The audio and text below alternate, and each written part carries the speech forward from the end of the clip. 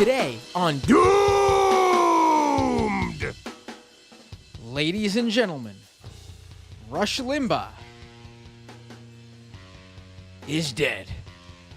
The conservative talk show, honestly, legend in a way, and we'll discuss how so on this episode, who's leaving behind, really, a horrific, really horrible legacy.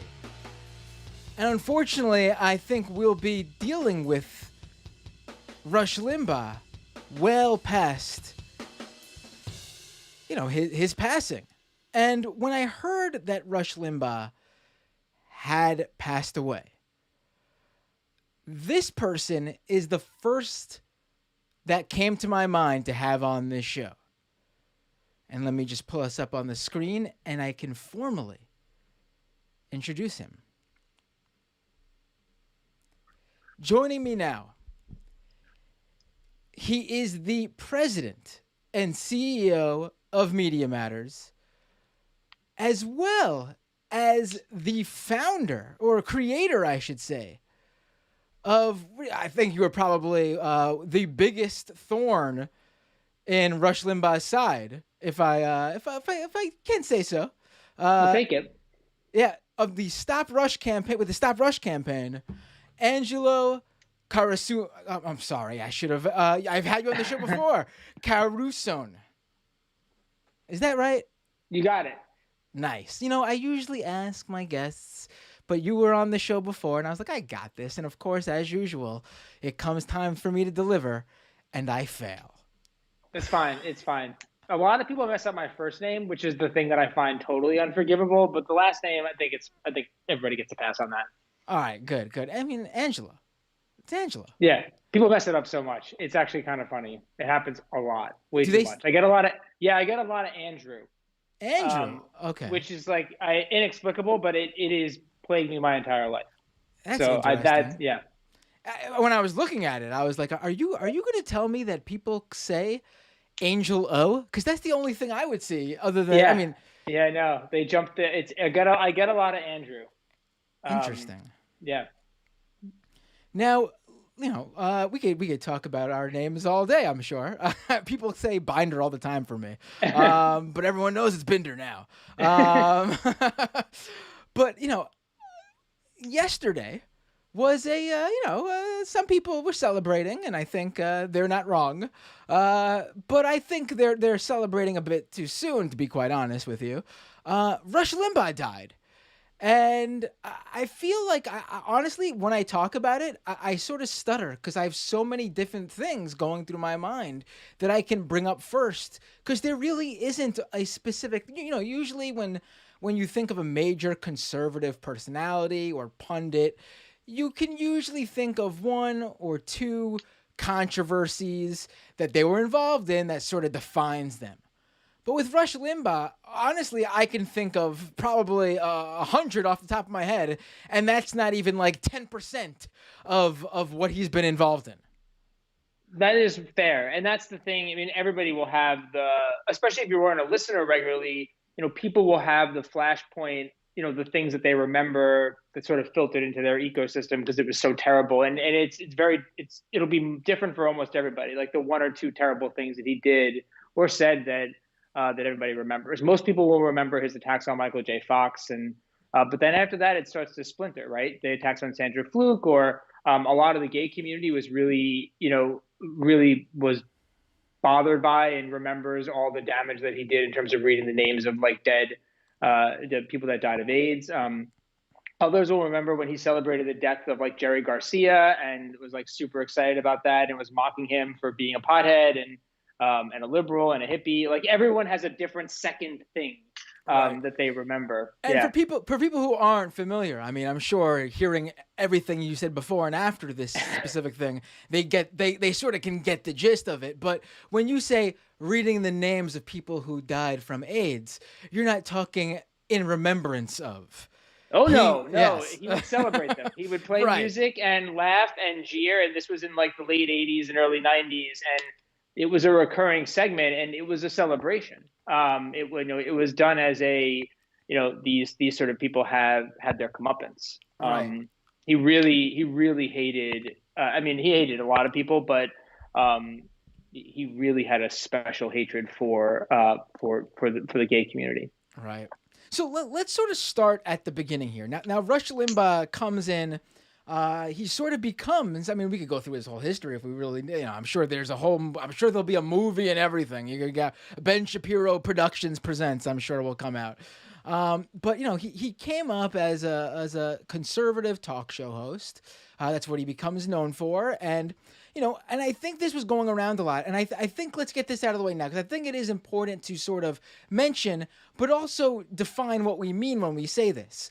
A lot of people were saying, and people who are critical of him too, were saying the guy was a very, very talented uh, talk radio person. He was very good at what he did. And now that's not necessarily patting him on the back and commending him because it's important to understand that, I think, so you can fully understand just how he was able to use his talent to extract the maximum amount of harm possible.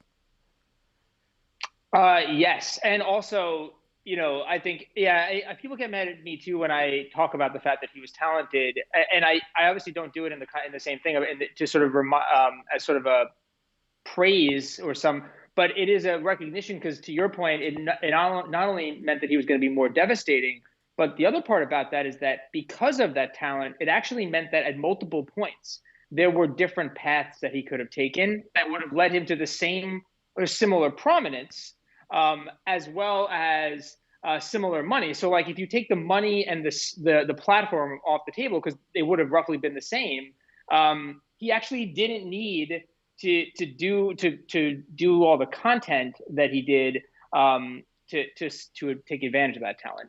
He would have been able to be Rush Limbaugh, a massive radio star, if he did a more or a less destructive form of talk radio because of what he did in terms of the production quality. Right, right. And someone who sort of, I also sort of say that about, and again, not to praise, but so people can really understand how he's able to use what the gift he has to do the worst thing possible. And he sort of walked in Rush Limbaugh's footsteps is Alex Jones. I think that's another great example. Like, the guy obviously is able to talk. He's got a voice for radio, and he could have even just stuck with the alien conspiracies that he stuck with in the beginning of his career before deciding to go down the harmful path that he very consciously made. I mean, it's sort of the same thing, I think. It is. Glenn Beck too. Glenn Beck is pretty talented. And when he did a series for a while that was like reading Edgar Allan Poe stories and sort of turning them into radio broadcasts that were then totally not political. He would have, he's very good at those. Like, he would have been able to build just a sufficient career off of that kind of engaging broadcasting. He just didn't. He decided to be Glenn Beck, right? And Right. I think it does. Unlike Hannity, who doesn't have a choice, right? Hannity actually doesn't have talent. He's just a ditto head with a microphone, so he just repeats back and echoes the ideas that other people sort of spit out there. Hannity wouldn't be Hannity if he didn't actually have the ideology and the politics. But Rush Limbaugh would have actually been a cultural figure and a significant broadcaster without the sort of the far right politics. Right, right. And while we're on this, I think it's perfect to then talk about, because I saw this, this was a topic online yesterday when Rush Limbaugh died. The discussion of, comparing him with someone like Howard Stern. Like, it was Rush Limbaugh just another one of those shock jocks? And, I think that's very dangerous to do. Well, first of all, straight up, Howard Stern created a very different type of show. I mean, you can say his jokes were misogynistic and punch down at people, sure. But at the same time, he's a completely seems to be a changed person and has apologized for a lot of that stuff, and which Rush Limbaugh never did, and he never changed who he was and the type of show he did. But also, again, there's I think levels of harm. And Howard Stern, he would say those jokes, and I'm sure people would be hurt, but most people wouldn't walk away from Howard Stern's show saying, I'm now going to get politically active against women or against gay people. They would just maybe, laugh at something, and sure, that's, of course that's a problem, but not as big as someone who's listening to Rush Limbaugh and saying, yeah, I agree with you, Rush. I hate those people. Yeah. But the shows were very different. I mean, they were marketed differently. They were clearly different. They were definitely different programs. Rush Limbaugh's was a political program. The idea was to actually create offline action, and he really was. And that if you listen to the tributes and everything, but it was the case that he was a political figure, meaning that he was get out the vote operation. He would engage in a different kind of he was sort of like a legislative whip, where he would actually whip up votes for legislation that he wanted or dissuade others from voting. He was a political figure, which meant that it had a different context. The only way that they're related is that they each sort of forged a path in the industry that others then started to replicate in their respective spheres. And Howard Stern really did transform morning radio, and in a way that I think made a lot of people's mornings better, depending on where you lived. And Limbaugh, transformed political talk. Right. Right. Now I have no idea how old you are, so I have to ask, when did you first become aware of Rush Limbaugh? In the '90s, when he was on TV, I used to wake up with my grandfather and watch his shows. He was on TV for only a couple years, and I mean, I was so young at that point that it didn't really register, and he didn't have a very long TV career. But that's when I first became aware. And then again, I became more focused on Limbaugh when I was in college, right as I was like starting to come out, and starting to do more political work. Honestly, my whole family listened to Limbaugh. So the reality is, a lot of the personal anxiety that I felt about what would happen if I told my family and some of my loved ones, I blamed on him, right? Because it felt like I sort of attributed their politics to Rush Limbaugh because he was such a fixture. And so I started to do like satirical blogging about him. And it's just a lot of my, so again, this would be like 2004 is when I started to think about Rush Limbaugh the way I think about him now, which is somebody that, created an atmosphere that sort of affected other people. Right, right. It's interesting you said it, your grandpa, because I have a distinct memory of after school, elementary school throughout the 90s, I would go to my grandma's house because my parents worked, and my grandma would watch me. And at the time, I wasn't aware, but she would put Rush Limbaugh on the radio and just go about doing her, her daily, housework. Yeah. And I honestly, as an elementary school kid, I had no idea who he was, but that voice of his was so distinct that when I got older and knew who he was, in high school, my teen years, I was like, holy shit, my grandma, that's who my grandma was listening to all this time. And, again, my grandma, I started talking more about politics with her when Obama was running in 2008. And she was like an old school type Republican, so she liked McCain. But at the same time, though, unfortunately, she passed away before she was able to vote in 2012. But when I did talk to her during the Republican primaries, then she was already turning away from the Republicans, regardless of listening to Rush. She hated Romney, hated Santorum, hated all those guys, and she did see, that my grandson has health care because of President Obama. I sort of like him now. So even someone who wasn't super like partisan like she was and was able to just I don't think she was all, she just sort of went with what I guess she saw was working. She still would listen to Rush Limbaugh, though, and take these sort of guys. She also, really interesting, at that same time she would talk nice about Obama, she would watch Bill O'Reilly every night, really liked him, hated Hannity, though. Thought there was something about him that she really annoyed her, and she didn't trust him, she said. So, it's just interesting how these different guys come across when, I mean, to me, they're all, obviously different ranges of talent, but they're all in the same boat, Yeah, and I think what makes Limbaugh, for a lot of listeners, even when they started to turn away, why there was inertia, it's sort of like in video games, like some of those video games where they're like world builders, like Minecraft, you're building a whole world, and it is immersive in a way. And his program was not just like the way people who don't listen think about traditional political shows or even cable news. It's not one program. It is a world. And so he's a world builder. And the result of that though is that you when you were listening, you were immersed in this in that world. And I think it was partly because he had the capability to do that, but it also meant that people could start to turn away in terms of their practice, but they would still simmer in the world that he was creating. And look, the other part of it, let's be real, is that ultimately he ended up taking over talk radio between 12 and 3 p.m. So if you, in a lot of places, unless you were in places that had a competitor, you didn't have a choice. It was like it was talk radio and listening to Limbaugh, or maybe another station that would give you kind of like traffic updates and everything. There wasn't any competition. So that was another factor, right? Even people that turned away were still listening because there wasn't anything else. Right, right. And while we're talking about young, we were sort of our first experience with Rush Limbaugh was when we were young.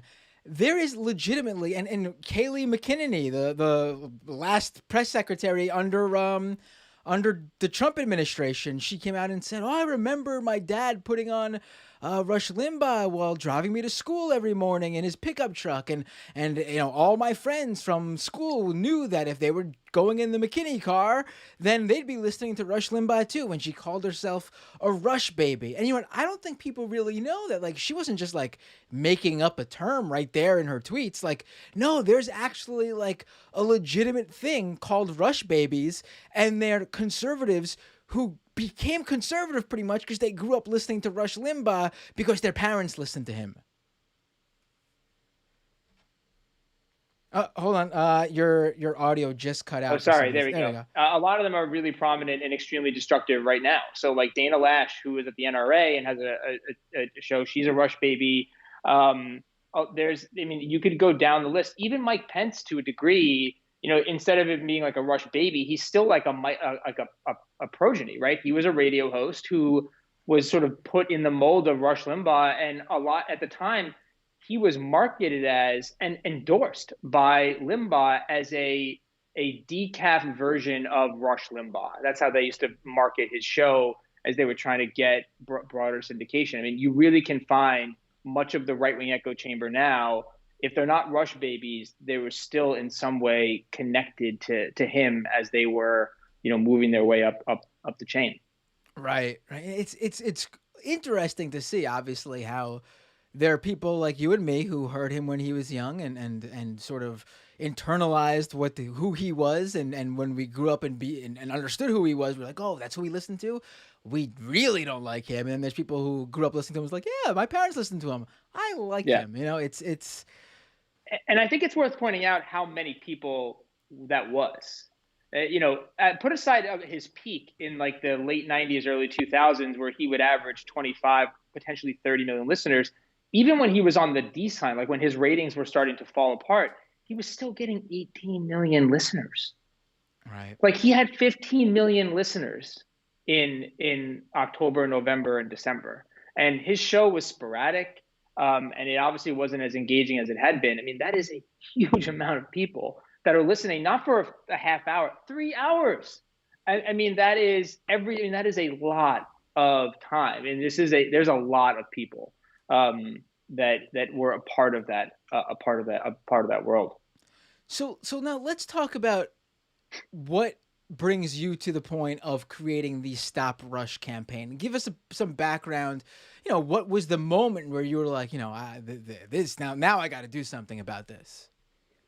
The big thing was, it was clear after I'd done some work on campaign against Glenn Beck, which is how I ended up at Media Matters. And but at the same time that I was doing the Glenn Beck work, what was really clear to me was that because I had been talking to advertisers, and the thing that always struck me is they didn't know most of the time. That doesn't give them. I mean, I'm not like apologizing for big corporations, but it always was like, what do you mean you don't know how bad Glenn Beck is, or how bad that your ads are even running there?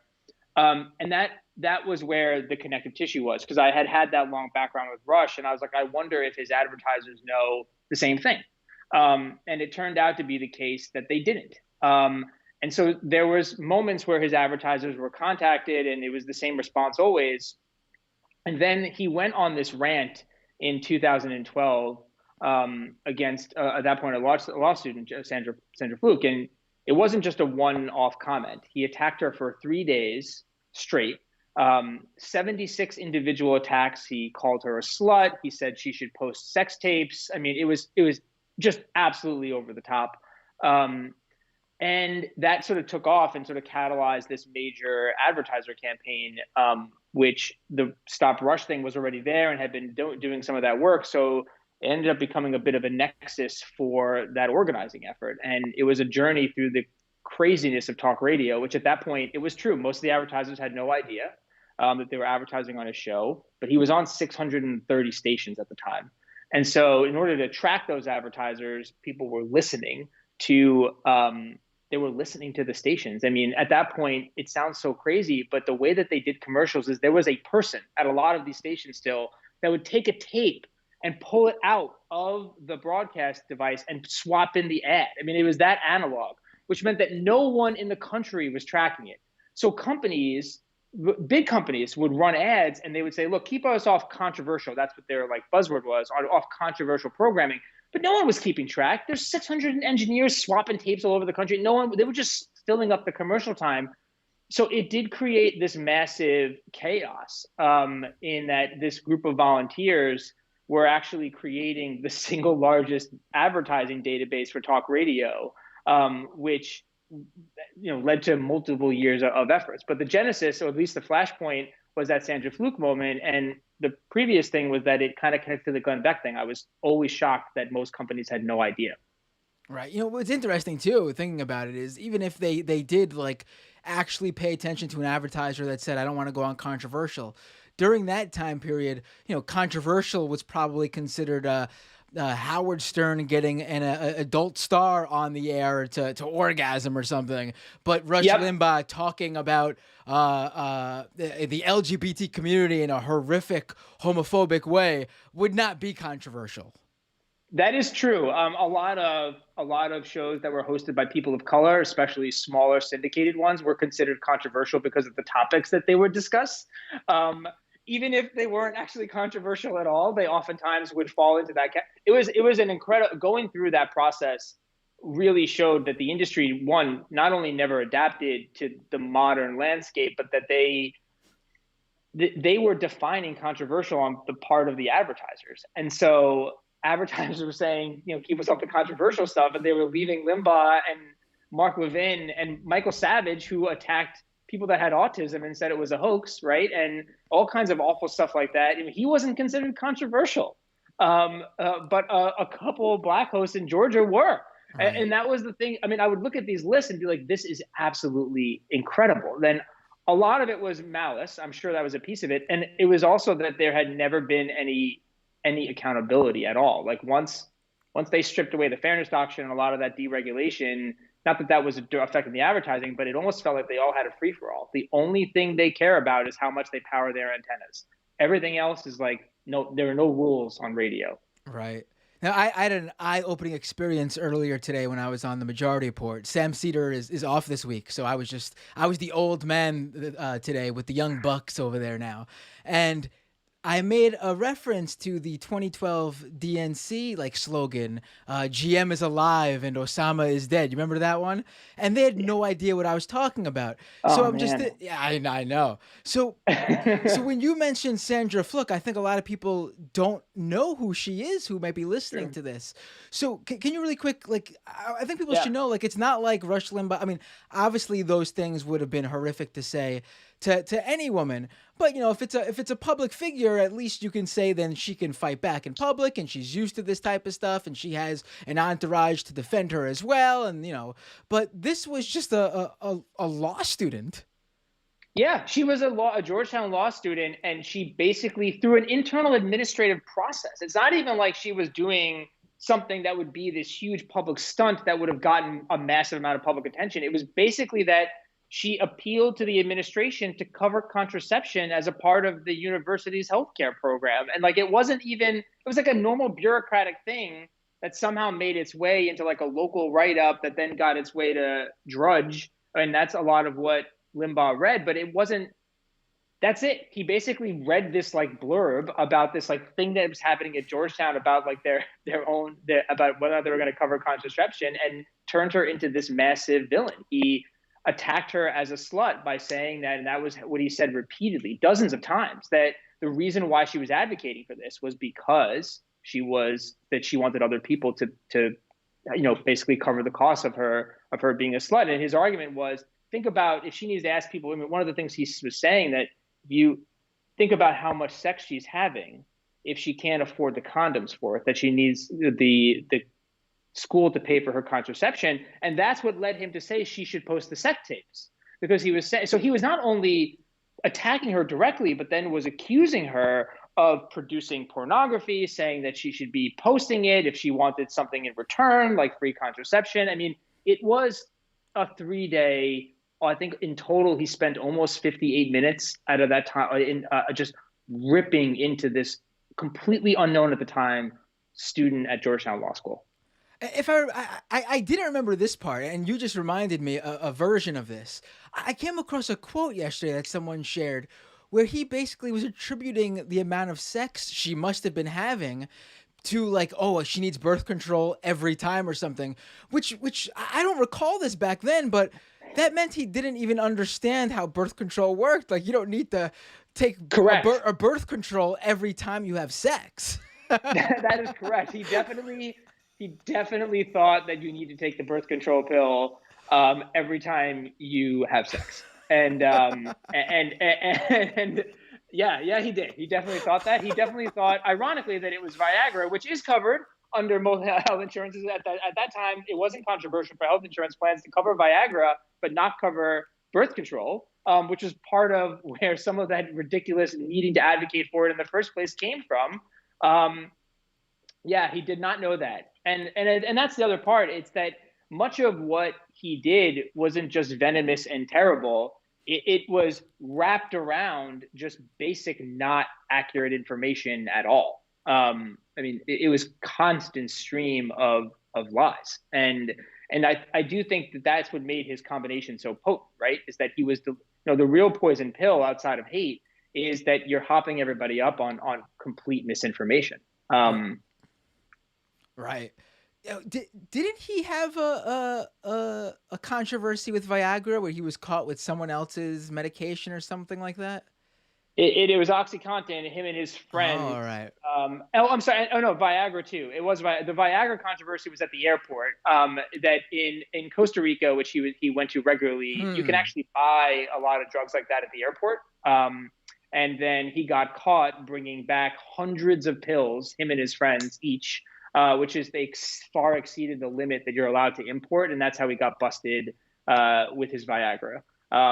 It was a yeah. It's just everything, and that's the other thing. It's the hypocrisy. I mean, everything he did, you can find to be hypocritical. So he ripped on gay people, would attack gay culture, and yet the only thing in the world he wanted was Elton John to sing at his fourth wedding, and paid a just unbelievably large amount of money to convince Elton John to come because he loved Elton John. And it's like, but yet he would attack anybody that would play Elton John music as corrupting society. So it was like this incredible layer of hypocrisy on top of just the lies and the abuse. I honestly didn't know. I think I recalled the Elton John playing for him thing, but I didn't know it was. I thought it was just like a status thing, like Elton John's a big star and he wants to impress his guests. I didn't know he himself had this love for Elton John. I did not know that. Loved him. Yeah, big fan, huge fan of Elton John. Um, yeah, I Was know, Rush Limbaugh? which is Was Rush? fine. Was yeah, of course, of course. Elton John's a very talented He's great. musician. Yeah, he's Yeah, amazing. he got Yeah. some classics. I mean, hell, just as I'm just thinking the Lion King song right now, the rest off the top of my head. But was Rush Limbaugh? No, I don't remember. I should have looked into this one. Was Rush Limbaugh another case? Because we were just talking about how talented he was. So maybe he didn't want to become a talk show a talk radio guy to begin with. Was Rush another case like the Ben Shapiro's and Steven Crowders of the world, who basically wanted a career in Hollywood and just weren't cut out for it, so they basically went into conservative talk and rail against it to hide their disdain for not having the talent to be part of it? He always wanted to be in radio. It was in his blood. He did it when he was a All kid. right.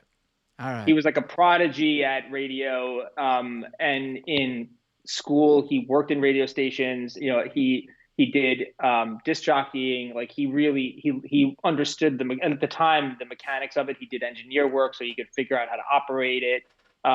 It is something he always wanted, was to do radio, All right. The rare which case is of the conservative having talent to do that they actually wanted to do. yeah, right. That's the thing. He actually right. He want like, and that's like, there's no reason for him to be so mean.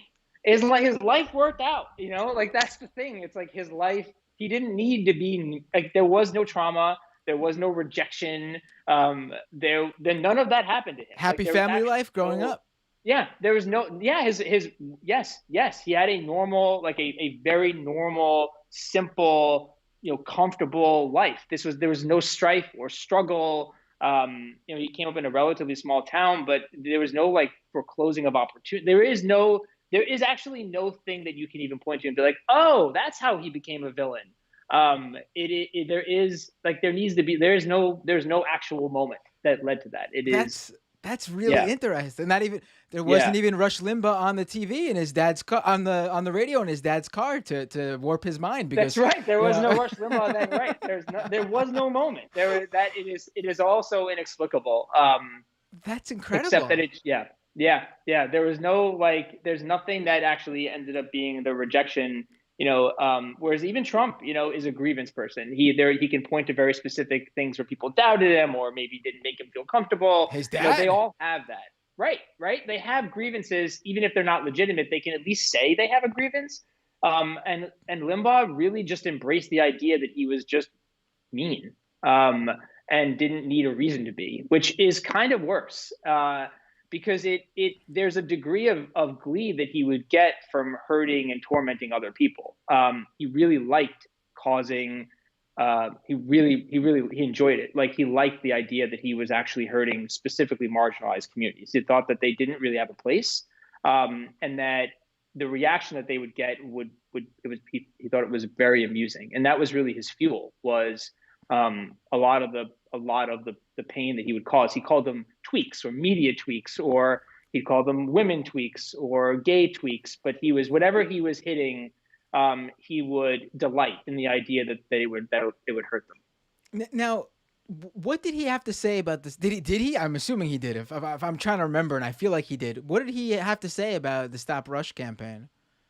Um, he he said it was like jock itch, and What? very specific comparison. um, which is I really one sticks in there. I was like, that seems strange.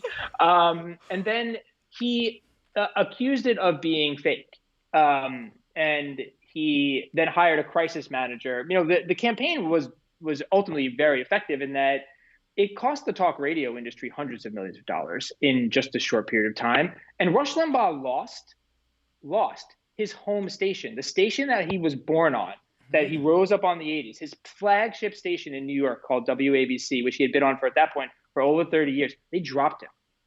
And not only did they drop him, and he wasn't on the air in New York for a year after that, but so did Chicago, and then Kansas, and then it started happening. In total, 40 stations pulled him off the air because he was no longer profitable. So he could pretend that it wasn't real, but it was hurting him bad. And then he hired this person, his name is Brian Glicklick, who's a crisis manager, who started to try to find ways to neutralize the effort or undermine it. But yeah, jock itch. That's what he said about it. That's incredible. Now, didn't he?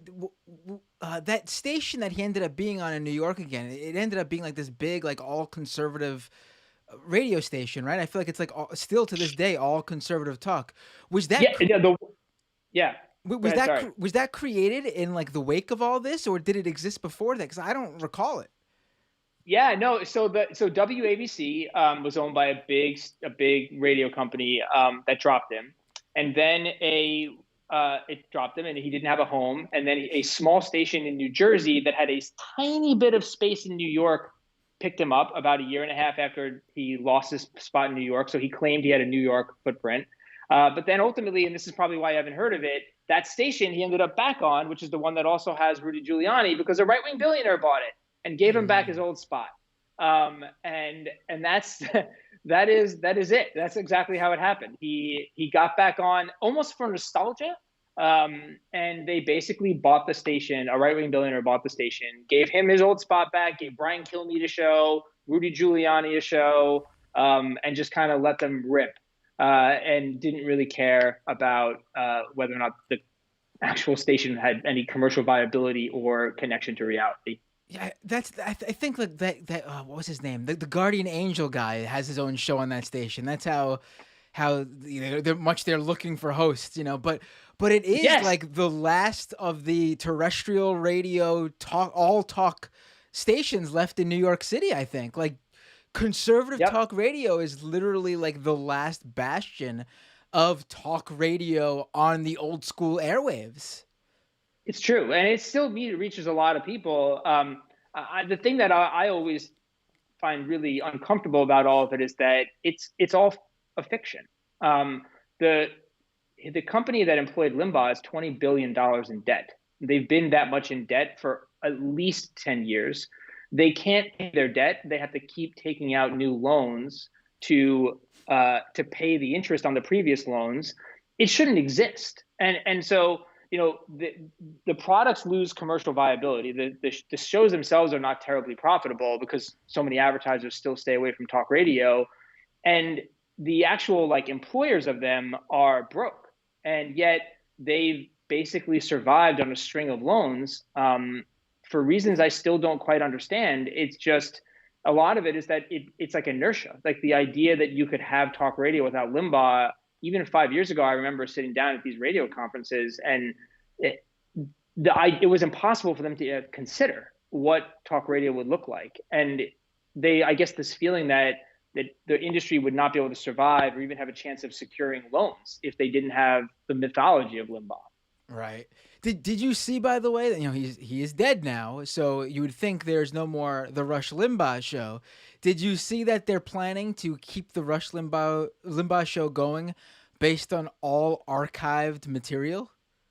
And there will be plenty. I Right. mean, when I stopped keeping tabs, I had listened to 4,000 like 59 hours of Limbaugh show, and that barely scratched the surface of the amount of content that's available on his program. And but I think the reason that they're doing the best of kind of reinforces for you how essential he was to that time slot, and they don't have a backup strategy, and it is.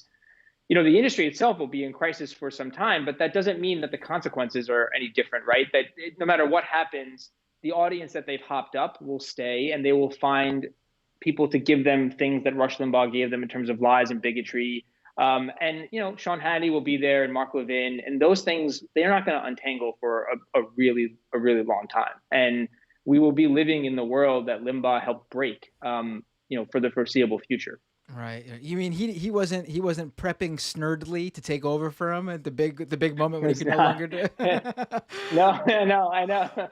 I think Laura Ingraham thinks she's going to get it, and she has been aggressively trying to to position herself to take the time slot. But really, truly, nobody in the radio industry actually wants her back. She used to have a show on talk radio, and she's one of all the people she's lobbying the hardest to be his replacement. But I really would be very surprised if they gave it to her. Right. Now let's talk a little bit more about, because in my opinion, I feel like, again, a lot of people. Let's talk about this part actually. Over during the Trump era, I feel like, and I talked with you a little bit about this before we went on the air. I feel like a lot of people got into politics in 2015, 2016 because of Trump. And I feel like a lot of people missed out on Limbaugh being like the big boss of the conservative movement. And they sort of don't get how big this is, him dying, and what it means to the conservative movement. Because Trump sort of stole Limbaugh's spotlight. Like, Yeah. Limbaugh was hands down the most, and again, I use this word not in a positive manner, the most entertaining, the most charismatic, of all the big wig, the big name conservatives out there. And then Trump just strolls in, becomes the Republican nominee, becomes the president. And, Limbaugh's still doing his show, and you just don't hear about him as much as you did. I mean, I feel like during the Obama years, Rush Limbaugh was leading the charge on what the conservative movement was going to knock Obama for on any given day. I have two things to back that up to prove just how much what your observation is correct. One is that Rush Limbaugh barely did TV. Like, he would never really do interviews. It was rare. He'd do one a year, maybe. A few months after Trump came into office, Rush Limbaugh started going on Fox News a bunch. And it continued that trend for a while. And there's a reason for that. It's because, and not only did he start going on Fox News a bunch, but Fox News at night, in particular Hannity or Ingram, would do him a solid by playing part of the Rush Limbaugh show on their show, so Trump could hear it. And it was a example that they knew they needed in order to stay relevant, because Trump was such a TV person and because Trump had taken on that big presence in the party, that they needed to get Limbaugh's ideas in front of Trump, and the only vehicle was TV. So in the first year or two, Limbaugh did more interviews on Fox than he did the previous decade combined. He just constantly went on because he needed to show Trump that he could be relevant. And then the other data point is Limbaugh never did Twitter, and then all of a sudden started doing Twitter in the last couple of years, because it was another medium, right? He was following Trump in order to stay connected to that space. And I think, but it is a reflection of your observation that what made Limbaugh relevant was both the ability to command a huge audience and attention, but also that he straddled the whole spectrum of the right wing, right? Establishment conservatives, really far right fringe people, right? Alex Jones doesn't attack Rush Limbaugh as a fake conservative. No one attacks Rush Limbaugh as a rhino, no matter what he says, right? No one attacked no one, because he straddled the full spectrum and could connect otherwise disconnected audiences. And therefore, he became the barometer and the line for what was in or what was good and what was bad and what was out. He was the arbiter of that. And they used to refer to him as the titular head of the Republican Party for decades. And so that is a role that he held for a while. And then when Trump came, Limbaugh, even let's say he was mad at Trump, he could never criticize him. If he strategically disagreed, he would have to tap dance around. The only time Limbaugh ever hedged was when he was trying to say something negative about a thing that Trump was doing. And that shows you who was really in control. And it's because Trump leapfrogged him. And he was, he basically did what Limbaugh had been advocating for a while too, which was Limbaugh had advocated for something like Trump. And I think in some ways Limbaugh felt vindicated. But yeah, Trump definitely supplanted him as the voice. Why do you think Fox News never reached out and tried to give, maybe he was just well out of their budget even for Fox News, but why do you think they never tried to give him his own show on Fox if they wanted to get him in front of if so many people wanted to get him in front of Trump, why not give him a time slot? There was, Ailes was not super jazzed about the idea, even though they were deeply close, because of, again, it was Ailes' operation. He would never give control to somebody else. And beyond that, they courted him a couple times, but when push came to shove, he wasn't a good TV person, and Ailes knew that, and so they never really pushed hard. The best they would have offered him was sort of a thing like Mark Levin has now, which is like an hour on Sundays, but it never fit. And Limbaugh also always rejected it. He didn't want it, and at the time that he could have had a TV show, which is like the peak moment where he was starting to branch out, his genuine interest was in trying to buy NFL football teams. And so he spent most of his external work was actually trying to cultivate, the ability to buy a team, which ultimately fell apart, obviously. But if there was ever a jump point, it was actually at that period in time. And it was never, he was too focused on the NFL deal to try to jump back into broadcasting. Right. Now, I brought it up before, and I want to get a little bit into this because this is when I think Rush Limbaugh was at his peak, and that was the Obama years. I honestly feel like when people think about Trump right now, I mean, imagine if instead of tweeting a few lines every day, Trump went on the air every day for 3 hours and spoke, and what he said during those 3 hours became the conservative talking points of the day for to attack the president of the United States, Obama. I mean, Trump. I mean, Rush Limbaugh was a guy who they like to bring him up as like some sort of firebrand, but I mean. He was cheerleading the Iraq War. He called during the Bush administration. He was he I believe he called veterans of the war who were against it, phony soldiers or something like that. He even attacked actual military vets who were against the war. So so here was a guy who, like you said, straddled whatever he felt he needed to do to maintain relevancy. But during the Obama years, that's when he was. I mean, that's when he reigned. That was peak Rush. It was. I mean, he was trying to rally people, but also, and that gave, and he was, think about it like a boiling pot. And what he was doing was, one, keeping the fire hot, and two, putting more and more water into it. And that meant that every day he would sort of define what the narrative was that would keep people together. He really pushed the idea that Obama was a Muslim. So, and if, back then, it's hard to think about an environment where social media wasn't the dominant force in terms of saturation, spreading a story to everybody. But think about it. If, Fox News at the time with the terrorist fist jab, or Obama's that went to madrasas, that was still a limited audience, 3 million people at most, 2.5 million people at the time. Rush Limbaugh would take that Obama's a Muslim and tell 20 million people about it. And then, and say it a bunch of times in those early moments. And that applied for basically every line of attack. And what it also meant is that it would stop and encourage others from even beginning to think about cooperation, right? So it really had a policy effect as well, because he was giving advice. If you're a Republican elected official, and they would talk about this, if Limbaugh said you can't vote on something, that meant you can't vote on it, because if you did, he would call you out. And being called out by Limbaugh would mean your phone would get flooded. It could actually mean you get primary challenge. It could actually turn you off to all Republican donors.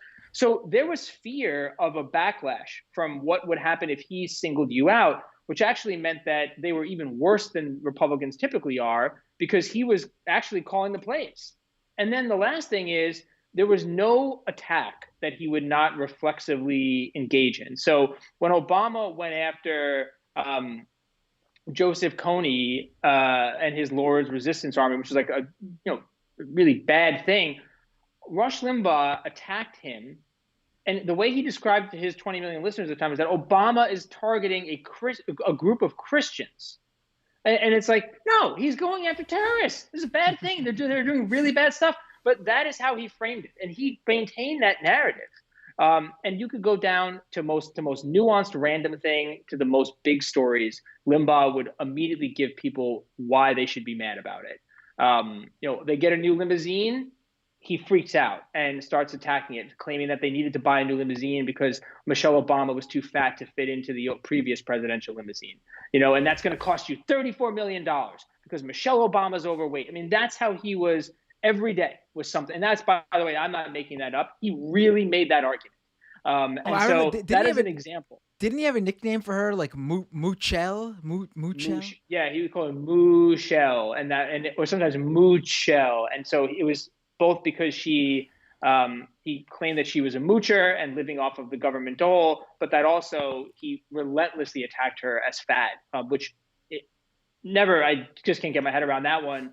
But the idea was that she was a cow. And so he would complain that anytime that anything happened in the White House, he would sort of spin this idea that it was because Michelle Obama needed to fix it for her size. And again, it always got back to, not only is she terrible, but she's using your money to fix this thing that she broke or can't fit in, and they need to buy new cars. Like, it was always spun back to this idea that she's taking from you, which of course would make people mad.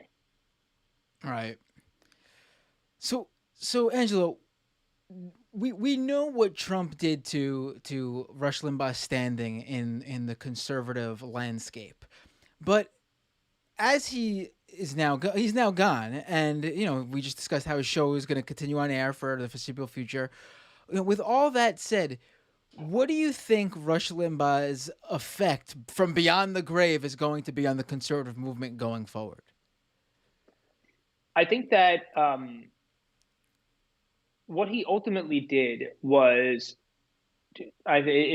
two pieces. One, he created a lot of what the beginning stages of what the right wing echo chamber is. And right now, every day, the share of voice for the right is somewhere around 60 to 65%. And that means that if you look at all the conversations happening, most of them are actually directly coming from the right. And then the rest of that is split between news and left leaning content.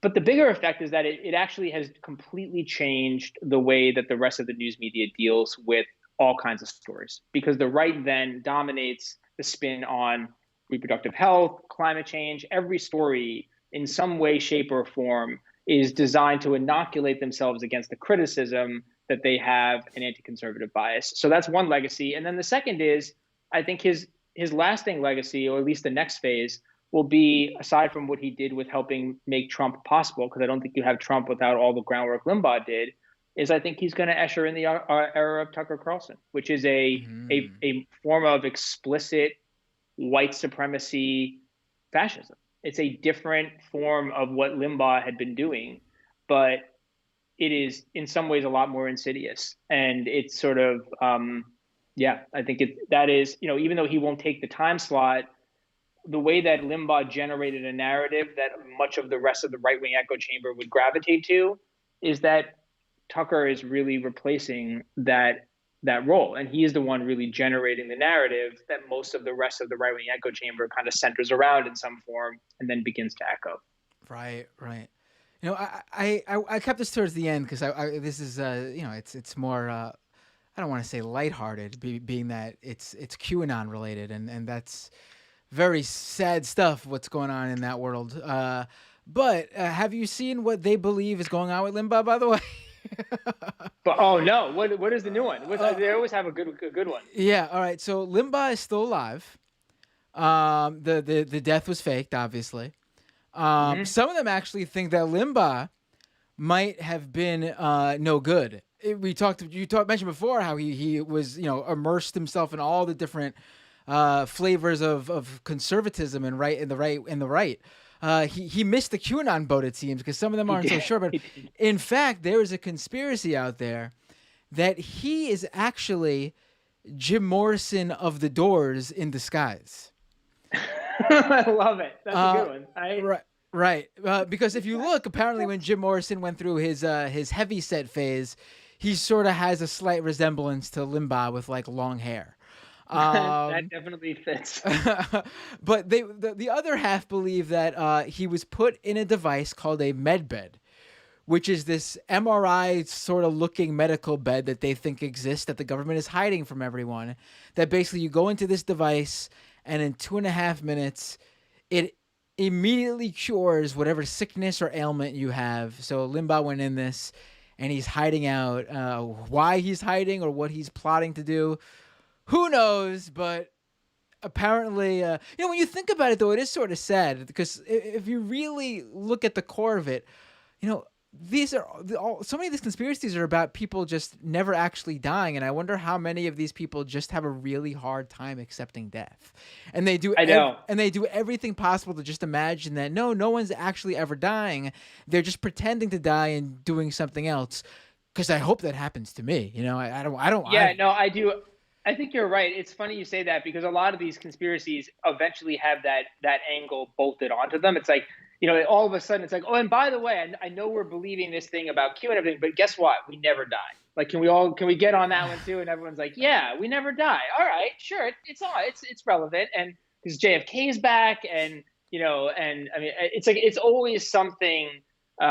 Yeah, that's true. They do always get back to that, don't they? I understand, but it is weird how they always sort of jam that in there. I thought you were going to say that he was coming back, that he was part of Trump's, because right now they're really hopped up that Trump's coming back to be president in the beginning of March, and that the military, he's been assembling his generals, and I thought you were going to say that they thought it's because Limbaugh was going to be like their commander of Oh, the that Trump's new army, don't but give him any apparently ideas. not.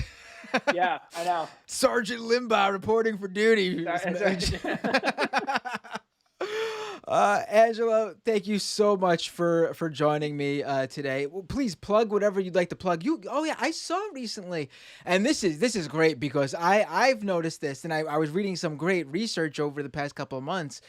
You are working on a project that specifically deals with misinformation in the Latino community, something that Yeah, was totally ignored pretty much by all the fact checking and disinfo researchers during the presidential election, because there was so much spent on English language stuff, and then you look and so many in Latino Hispanic media, there was just misinformation running wild, and I'm gonna even go further. I live in Queens, and so I noticed here especially a lot of misinformation in Chinese and Korean going around too on that's the right. specific apps. Yeah, but not to get out of the off topic. You're specifically working on Yeah, organization that's going to deal with taking on misinformation in the Latino market head on. that's right. We partnered up with, we do media monitoring. We have all this infrastructure. We have a small group of people here that do Spanish language monitoring and some that overlaps with like Latino audiences. And so it was just a good merging. Voto Latino is deeply connected to the community. They do amazing digital work and organizing and voter registration. They've been dealing with the consequences of a lot of this misinformation too. So the new project is basically taking what we do in terms of media monitoring and infrastructure, adding more capacity there. So we actually are not just treating this the way I think political campaigns would, which is sort of one time kind of thing. If we're really going to do this work, it needs to be lasting. It just can't be a fleeting, hey, transactional approach, which means we actually have to have cultural competency and staff that are really thinking about it. And the same thing applies on the Voto Latino front, is actually giving them. I think sometimes all campaigns always have to have the secret weapon. No one knows how to actually fix this. And what actually is needed is a fund that is designed to do experimentation. And that's why we're calling it more of a lab, because it makes it clear to everyone that's investing in it that it's the idea here is to actually. No one expects all these scientists to immediately have the answer, right? You experiment until you find the solution. It's the same thing here, that there does need to be a more dedicated set of resources that actually is focused on analyzing it. And that's a lot of the work that Voto Latino brings. They have the expertise and the capacity to actually run a lot of those experiments. And the worst case scenario is doing nothing. I feel really good about this project though, and I think it is genuinely needed. So yeah, I'm pretty excited about it. Angelo Carusone, CEO and president of Media Matters, the creator of the Stop Rush campaign. Rush has been stopped. It stopped. Thank you so much for joining me tonight. Thank you. Always a pleasure to have you on. Thanks. Take care. Bye. All right, ladies and gentlemen. We are going to go to, before we do that, patreon.com/MattBinder. Support this show. And, it helps me grow the program. I've noticed that the live stream audience is ticking up, and we have a regular base, level of people watching every week that's higher than the week before. I mean, obviously it ebbs and flows based on specific topics in the news, but generally speaking, the show has grown. I'm noticing it with the podcast downloads, although I will say that the live show, and the video stuff is now, over these past few months, I would say, actually now outnumbering the podcast. I mean, it's very close, but for the longest time they were in line with. Well, actually, for the longest time the podcast was blowing it out of the water in terms of the video, the live stream out of the water when it comes to numbers, and then live stream grew and got close, and now every week, not people watching live right now, but I would say weekly live stream viewers, people who go back and watch the replays at it too, all those combined are now sort of neck and neck with the podcast numbers. So it's really been interesting to watch this show grow, and I couldn't do it without you guys. So Patreon.com/Matt Binder. We lost a few patrons over the past week or two. Before that, we were about a dozen people away from hitting the next goal, I believe. So that was so it was like God, I got so close and then fell a little bit further away. But it happens. We'll get there. We'll get there. If you could afford to become a patron, I would appreciate it. And if you can't afford to do so, again, please take care of yourself and your family first. Times are tough. I totally get it. YouTube.com/Matt Binder. Subscribe to the YouTube channel. Follow me on Twitter at Matt Binder. Follow me on Twitch, twitch.tv/Matt Binder. Some of you people are watching this via the simulcast on Twitch right now. When I say some, I do mean a few, really, because the audience is more on YouTube. But I do see you, Twitch viewers. If you're on the YouTube live stream and you want to give a one-off donation, you could just drop a super chat right now. I'll read them super chats for sure. You get a guarantee read. In fact, I'm gonna read them a few right now. Samantha Sider with 2 super chats. Rush can rust in piss like Ronnie Reagan and Thatcher. Okay, Samantha Sider. And Samantha continues, what would you do if you had the reach of Rush on AM radio? Oh, well, for one, I would plug the Patreon. Patreon.com/Matt Binder. I would honestly, I would use my influence for good. I mean, right now there are millions of people without power for days now in Texas due to a storm. I would use that influence to raise money to help those people. We're talking about something right now. I wouldn't take a flight to Cancun like Ted Cruz did, though. That's for sure. I am going to read some. Actually, I meant to do this last week, I think. Some of the new patrons who I haven't read on the show yet. Since the last time I name dropped the new patrons, these people have joined. Sammy A, Ken K, Joseph G, More Al A, Brandon H, Robert L, and now I don't know if I named these people, but I'll just name a few more. Jennifer R, Allison K, and GM. Thank you guys so much for becoming patrons. I really, really do appreciate it. You help the show go and grow. All right, folks, we're going to go to the second half of the show right now. If you're on the live stream, you can continue to stick around. You'll be able to catch it. If you're not on the live stream, you got to become a patron to catch the audio version of this.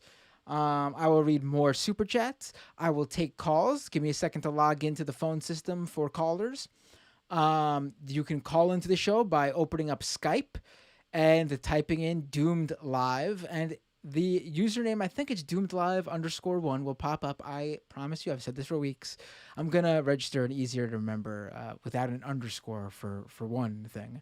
But for now, type in Doomed Live and it'll pop up. Doomed Live _1. What else? I think that's... Oh, drop an iTunes review if you haven't yet. Drop a Google Play. Wherever you listen. Oh, shows on Spotify and Stitcher.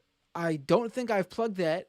It wasn't on there for a bit for some reason, but it is now 100%. I have confirmed it visually myself. And via email confirmation with both platforms, you can now listen to the show on Spotify and on Stitcher. If you have a Spotify account, this would be a big help, especially if you, if you don't have a Spotify account, I think you still do this.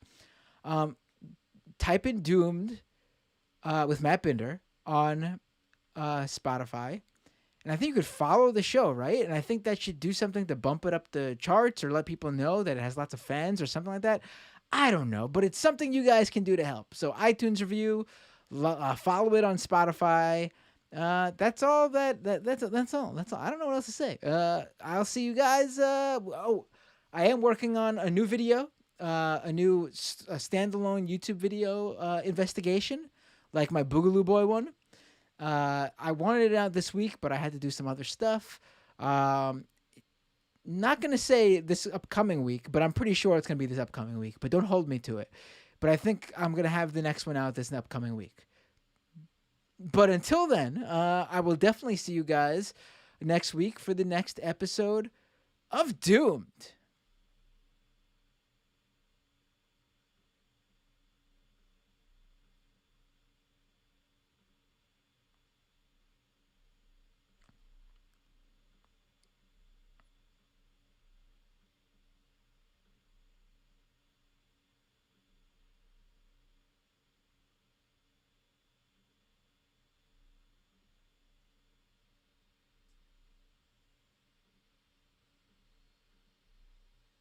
All right. We are back. Let me just log in to the phone system here. Hello, patrons. How are you doing today? Um, Let me get to. Ooh, let me log in first before I forget. Because I did have someone who specifically wanted to call in today to talk. Let me let them know that they can call in.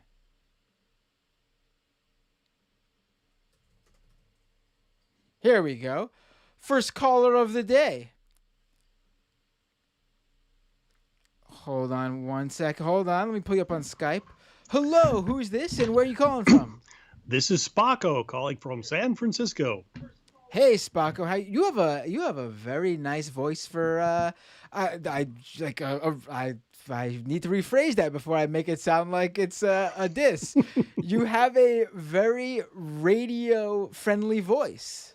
A nice radio sound, mounds of sound, stacks of wax, all with you in mind, coming to you from the mighty 1290 coil. You should you should like do some spots, man. You should definitely let people know you should put your voice up for grabs. Yeah. I just like to do the funny voices, so that's my thing. So great program, and like you said with Angelo, he was the guy that I wanted to hear from on this. So it was really good, and I by the way, I'm not calling in on video. Partly because I do this under a pseudonym, and that's one of the reasons I wanted to talk about. One of the things I wanted to talk about, if you don't mind, to kind of follow up on the Stop Rush campaign. Would you like to hear about that? Oh yes, please do. Go ahead. I got to be careful that I don't talk at you. That I want to make sure that I'm kind of having a conversation, because I I have a lot of pent up talking about this stuff. And when I hear about Rush, and I didn't want to write anything. I write, by the way, I write for Digby's Hullabaloo, and as well as on Crooks and Liars, and then my own blog, which is Spacco's Brain, and I wanted to.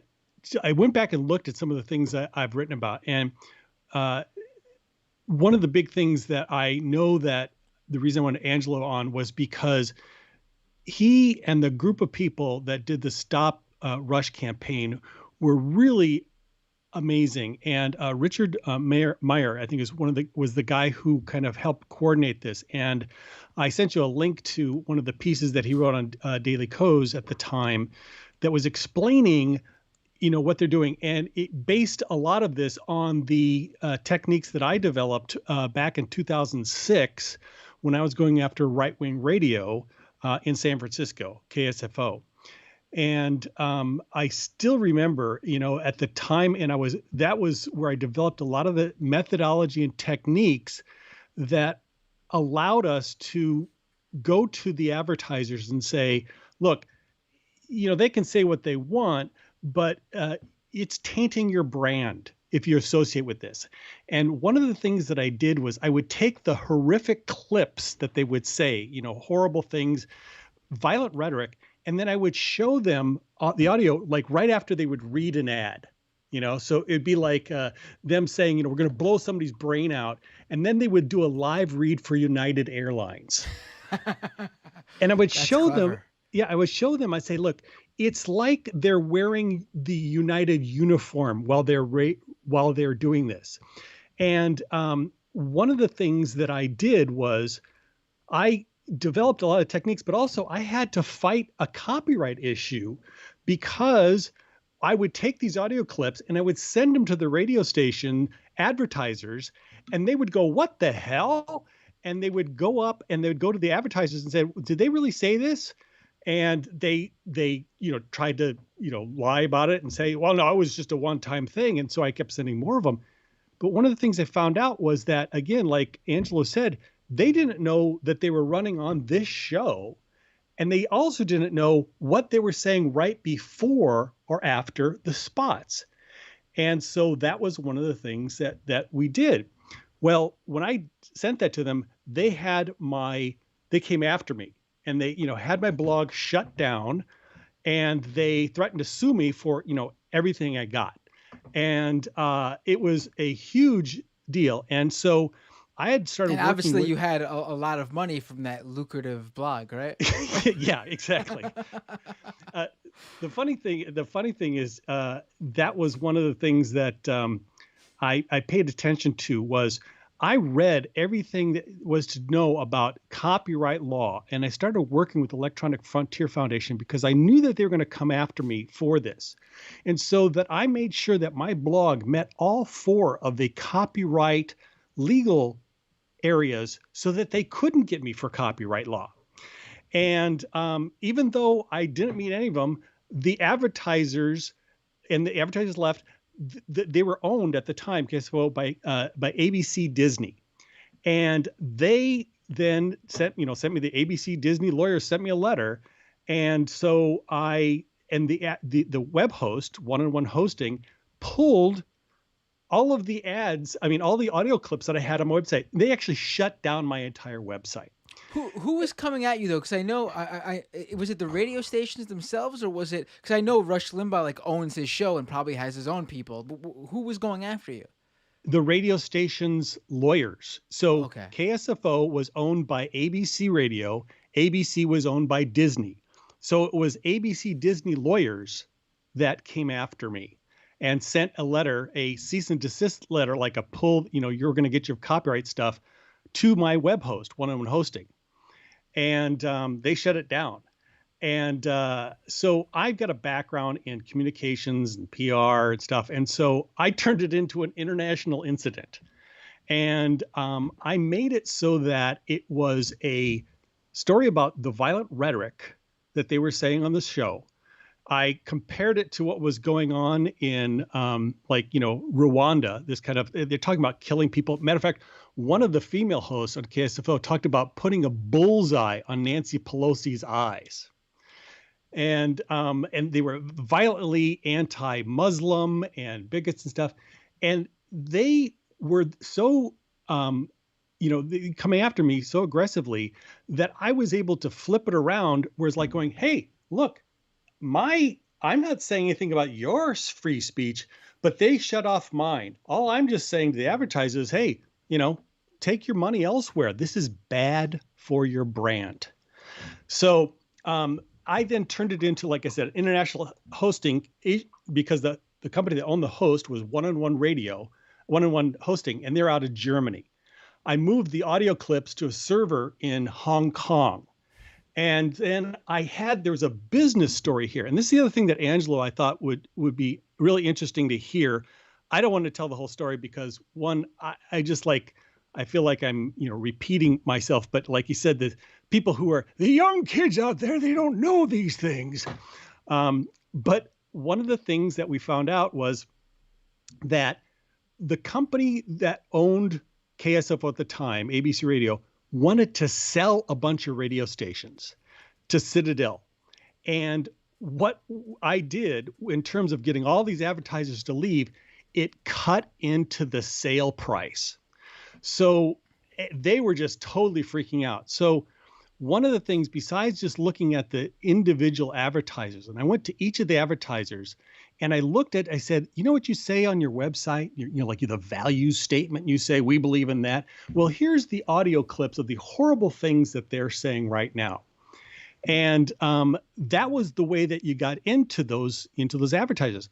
What I didn't have, and which is one of the things that the Stop Rush people put together, was this big database of advertisers, and which also has now been kind of, the next group is Sleeping Giants. Are you familiar with the work of Sleeping Giants? Yes. Yeah.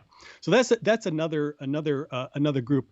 And the reason we're kind of going into this history is because one of the things I've learned is there's a constant need to pay attention to not only strategically what to do next, but tactically the other side, they adapt, and they figure out, and they turn around and they attack.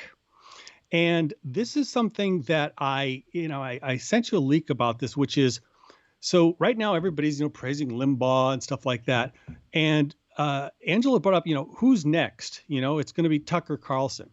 Well, what is it that we need to do in order to have some kind of impact on Tucker Carlson? And the impact that we had, and by the way, I started off with KSFO. I then taught it to another couple different groups. I worked with Color of Change, who were great, by the way. And I worked with them on what's his name? Glenn Beck on the TV. Yeah. And I also worked with Michael Savage. And one of the things that you find out with each of these, and this is a big thing to find out about working with anybody on speech stuff, is that they will flip it around, that they will want to become the victim. Like, oh, these bloggers are hitting us. And this is thing, like Sam says all the time, it's the aggrieved, character. And one of the ways that we have to pay attention to is how they are trying to use the, cancel culture thing. Oh, we're cancel culture. One of the reasons that I was effective was I wasn't saying anything about, I wasn't saying, get fired or take them off the air or something. It was just to defund them. And money's what they cared about most. And one of the things I thought was really interesting that Angelo, by the way, great analysis from him on this, which was, so what happens if they lose the money? And I saw what happened when KSFO lost the money. Not only did it cost the share price to go down, the sale price to go down, I kept on them. I kept hammering and I kept writing the Citadel COO. And I said, what you thought was an asset by buying this station is actually a liability. And here's why. And I showed them some clips. The COO of the Citadel Broadcasting happened to be a woman. And so I'd play some of the misogynistic kind of clips there for them. And I would show them how horrible they were. The CEO was Egyptian. And so I played some audio clips of Lee Rogers talking horrible things about Egyptians, And the point of all this was to bring the story up to not just the regular, single advertisers, but to make it as a institutional talk radio is toxic. It is not a good investment. Right. It's not a cash cow. And that was the big switch about Rush in the Sandra Fluke time. He went from being this massive money generating cash cow with $100 million contract to when he had his contract renewed, there was no paying him any money up front. And the other thing that we found out from doing this, besides it cutting off his funding, because he wouldn't get any money in these radio stations, they would shutter him off of the big radio stations to like a third tier lower wattage station in a city, because they didn't want to lose him entirely because they couldn't sell any advertisers. So what I wanted to use was the greed of the ad sales guys going, you're killing me here. I mean, I can't sell any ads on this show. Come on, help me out. So I turned it into this thing where it was harnessing their greed and their desire to make money into this, all right, well, how do we reduce him? Because they wanted to hold on to the audience. They're going to want to hold on to the audience. And as Angelo pointed out, they've held on to the audience even though they lose money. I mean, I was astonished about that, $200 billion in debt. I mean, that company should be out of business. Right. It's shocking they're able to keep it going. Yeah. So the next thing that we did in terms of this was, I'm surprised Angela didn't talk about, we weren't talking about Fox News, but he has another plan that I think is important to analyze. But after Rush, we went on to, after KSFO went to Michael Savage, and then the Glenn Beck and I work with Color of Change. Color of Change had a great program where they were talking about some of the terrible things Glenn Beck was saying. And they're really good at it, going to advertisers, sponsors, and talking to them, saying, look, going to the HR people, going to the corporate engagement people and say, you don't want to associate with this. So they got 88 advertisers to leave. So, but they kind of stalled. So for 6 months, what I did was I looked up who were the institutional investors in News Corporation. And I contacted them and said, you've got this 2 hours of prime time on Fox News that's not making any money. All they have is just gold ads and in-house ads.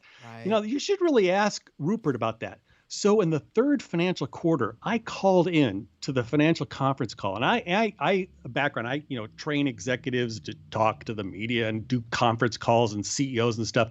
So I knew exactly the kind of question that they were going to ask, so I asked Rupert Murdoch. I said, based on the actions of Color of Change, the Glenn Beck show's lost 88 advertisers. And so all there's on is gold ads. How long do you plan to subsidize this until he will become profitable again? Well, Murdoch was like, I don't believe that number. That's not, he's a great lead-in and blah, blah, blah. Well, that question allowed the media and opened the door to the salespeople inside who were pissed off because they're going to sell anything. Turns out that there were over 300 advertisers that wouldn't advertise on the Glenn Beck show. And Beck got kicked out, not because the ratings weren't there, but because he couldn't generate any money. And we convinced the institutional advertisers to say, hey, if Rupert wants to pay for his own money, fine. But Murdoch had hidden the loss of money underneath the conglomerate. And the financials don't break it out by numbers. So I just had to refer to it, sideways. So that is one of the ways in terms of getting rid of people. And I know Tucker Carlson they has really low ad sales, but they're still subsidizing him because they want the audience. So that's the next step. And this is something that I thought Angelo was going to talk about, which is, so what do we do now? How, there are multiple financial type tools that you can use.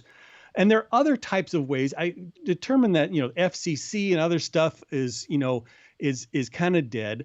It's a tough road to go. But he had a plan to see about contacting the people who are the cable carriers and saying, you're paying a lot extra for Fox. Why are you paying so much money for them? You know what? When you emailed me earlier, and I knew you were gonna have good information based on those emails, but I think we should do an episode, honestly, on how to. I would like to have you on as a guest in the main interview, so we could do an episode on basically how to successfully boycott the right wing media. I think we should do that because this is. I was not expecting a call this level of informative. To be quite honest, this has been great. Are you saying that I'm talking too long? No, I'm saying this is deserving of the main interview, honestly, not just a quick call.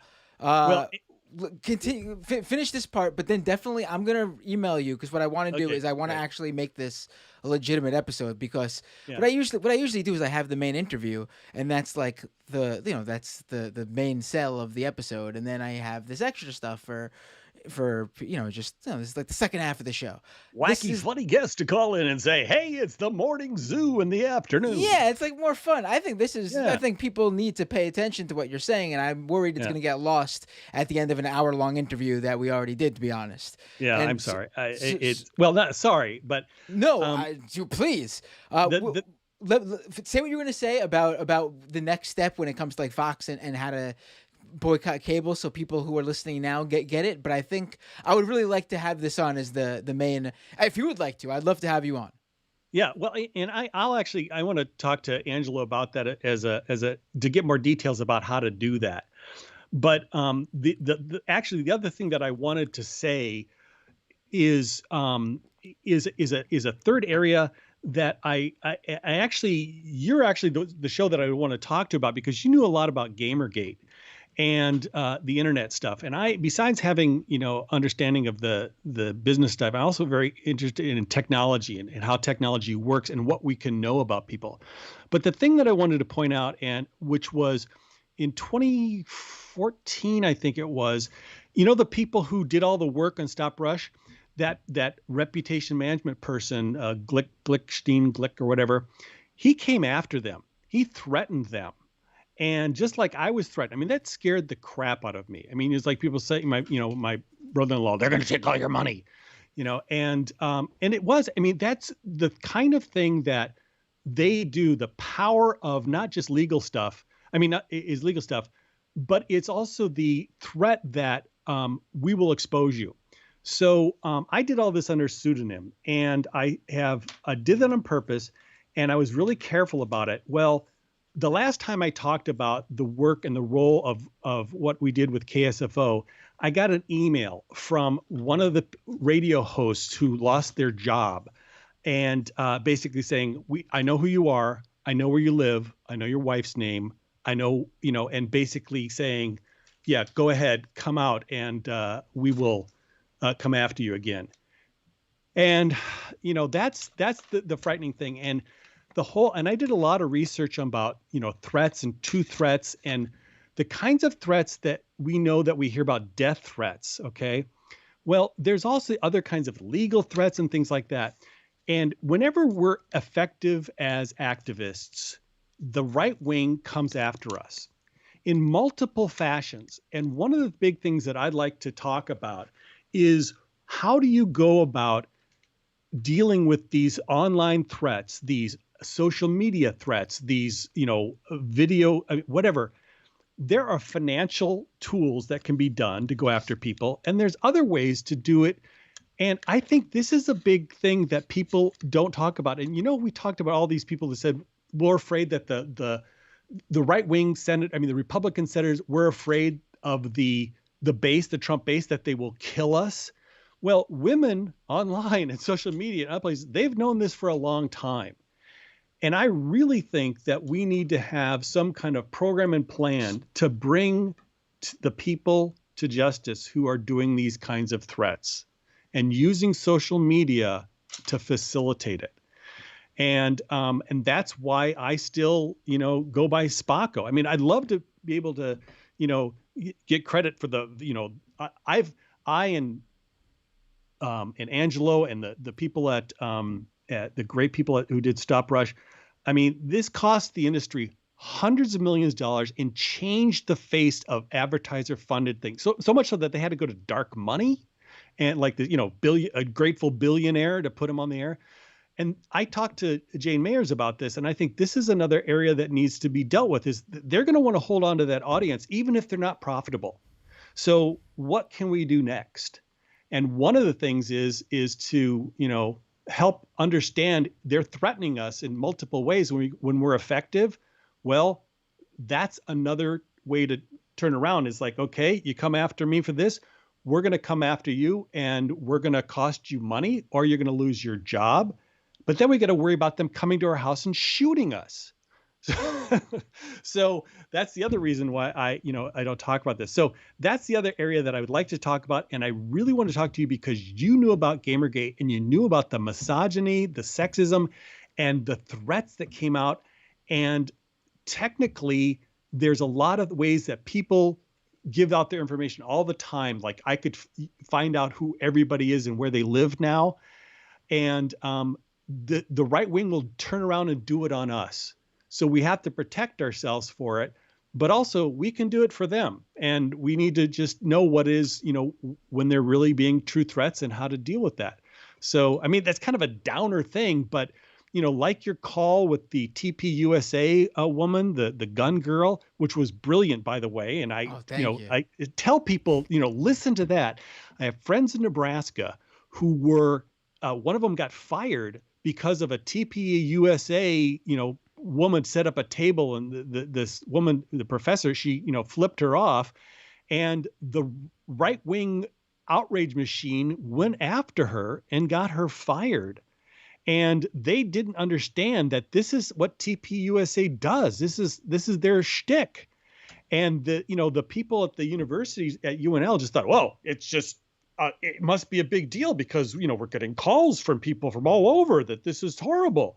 It was ginned up on purpose. And when I heard her explain that and how they did it, I was like going, these universities need to know that this is a scam. This is what they do.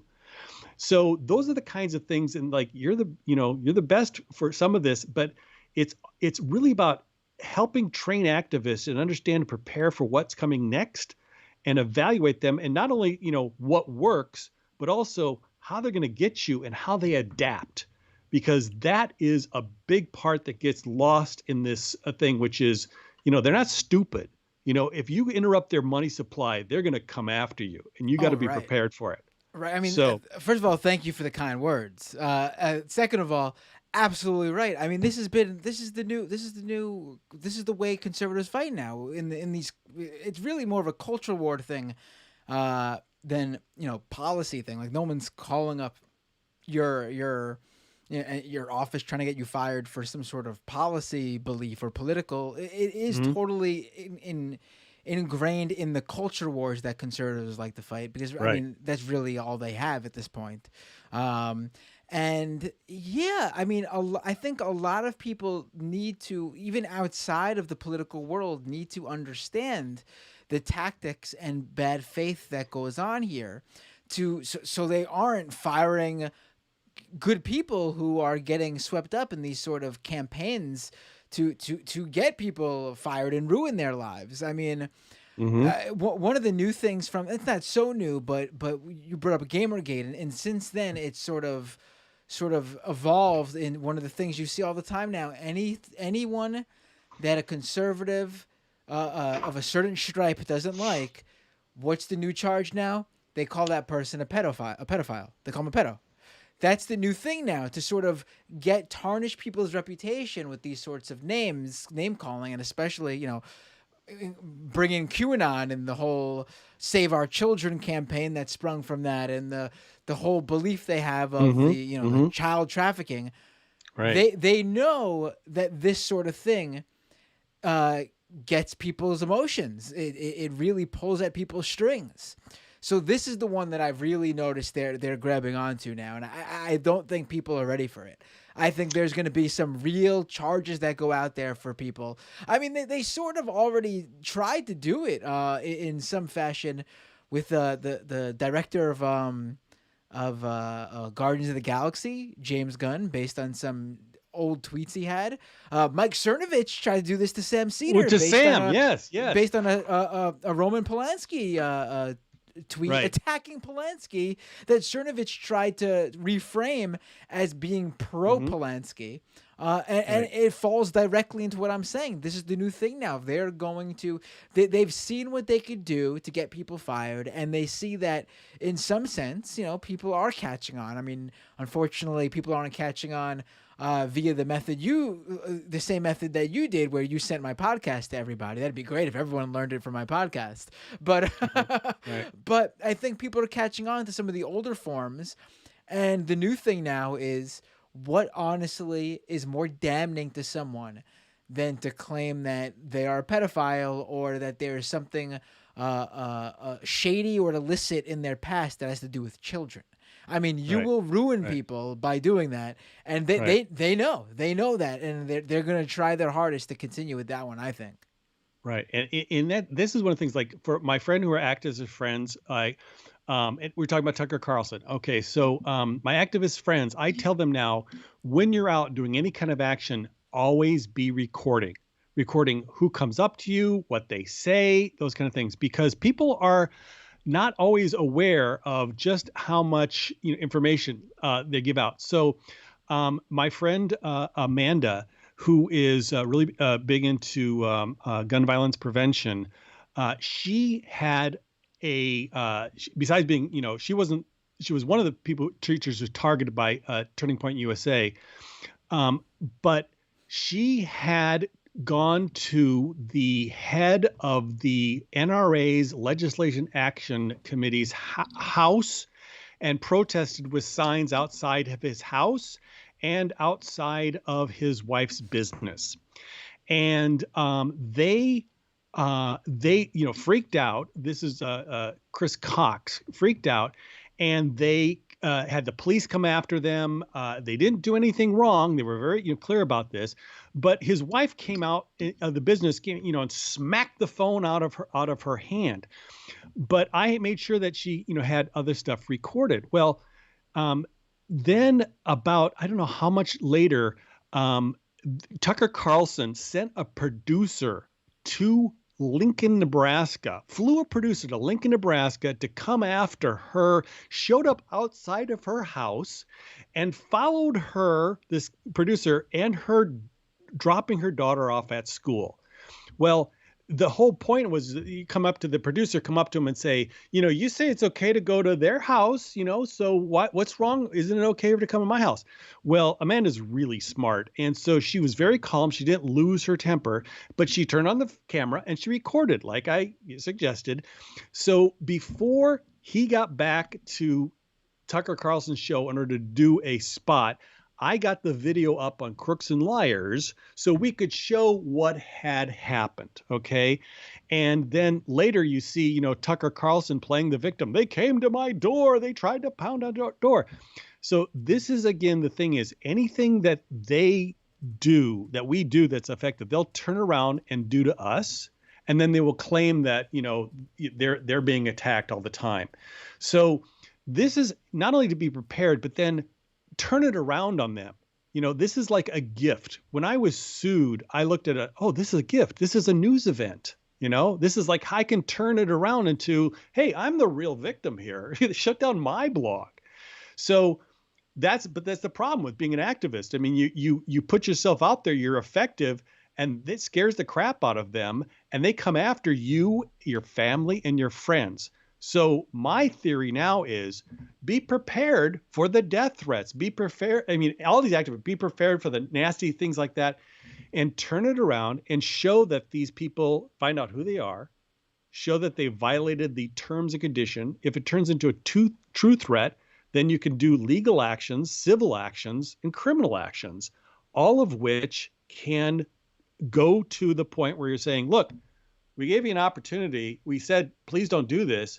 But if they double down like they love to do, you can show that they had intent. And this is going to be a big thing. I think Angelo said earlier about how, Rush Patchell is being funny or entertaining. This is one of their great kind of things they did. You need to know that it wasn't a joke, because when you give them the opportunity to say, you're joking, right? And they turn around and say, no, I really do want to come after you. That's the way that you can use to have that as leverage. But that takes a lot of thought, information, and understanding of how the system works to then use it as leverage to get them to stop. And if they don't stop after you give them a chance, then you can push harder and, cost them a job. But then, of course, as any abuse person knows, well, and then you're really pissed off if you cost them their job. So, but, there's ways we can do this across state lines with a group of lawyers and another group. And I'm sorry, I'm going on to further things, but this is the other thing that I really think that people need to understand is if we're going to go try and get justice for the people who have guns and come after Congress people like that, we need to have a plan to deal with the people who are going to be, coming after them. We need the untouchables. They're going to come after us if we're just trying to point out that they were insurrections and they tried to kill people. Right. No, absolutely. Spanko, this has been a great call. I'm serious, and this isn't to get you off the line. I swear to you, I really want you to come on as a guest. I'll reach out to you and we'll get something set up, because I think that especially that first half of what you talked about, because honestly, a lot of that stuff, because obviously talk radio. Obviously, I was working for the Majority Report for the Rush Limbaugh's peak, but most of that business was sort of it's seen its heyday when I was into this. So you were really honestly telling me some things that I wasn't even all that aware of. I want to get you on this show to talk about that for sure, for the main interview portion at the first half of the show. I'm going to reach out to you and we're going to set that up. Cool.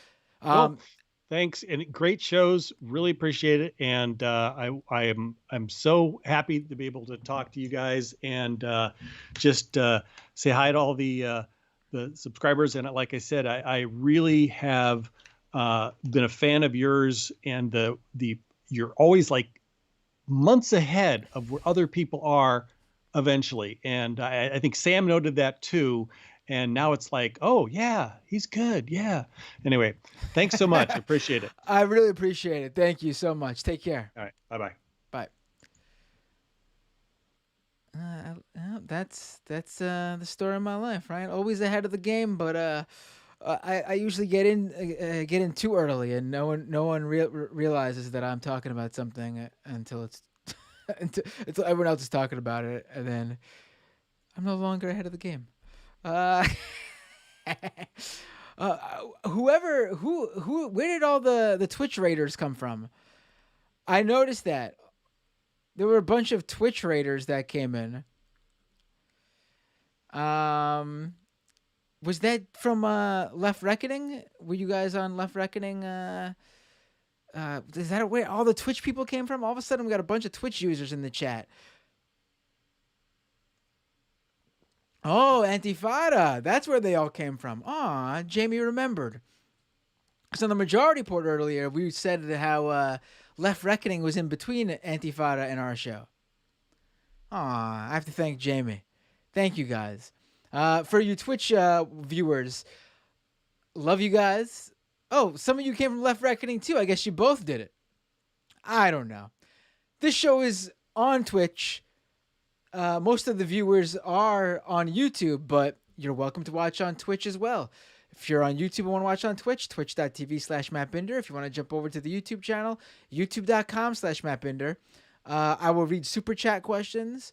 And without any further ado, thank you for hanging on the line. Let me pull you up on the screen. Would you like to be on the screen first of all, or would you prefer not to do video? I don't hear you. You might have to unmute your.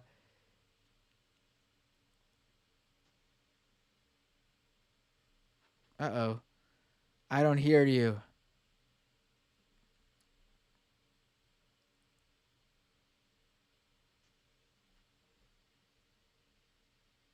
All right, let me hang up on you.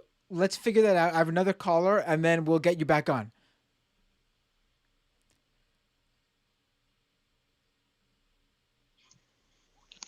Hello. What's your name? Where are you calling from?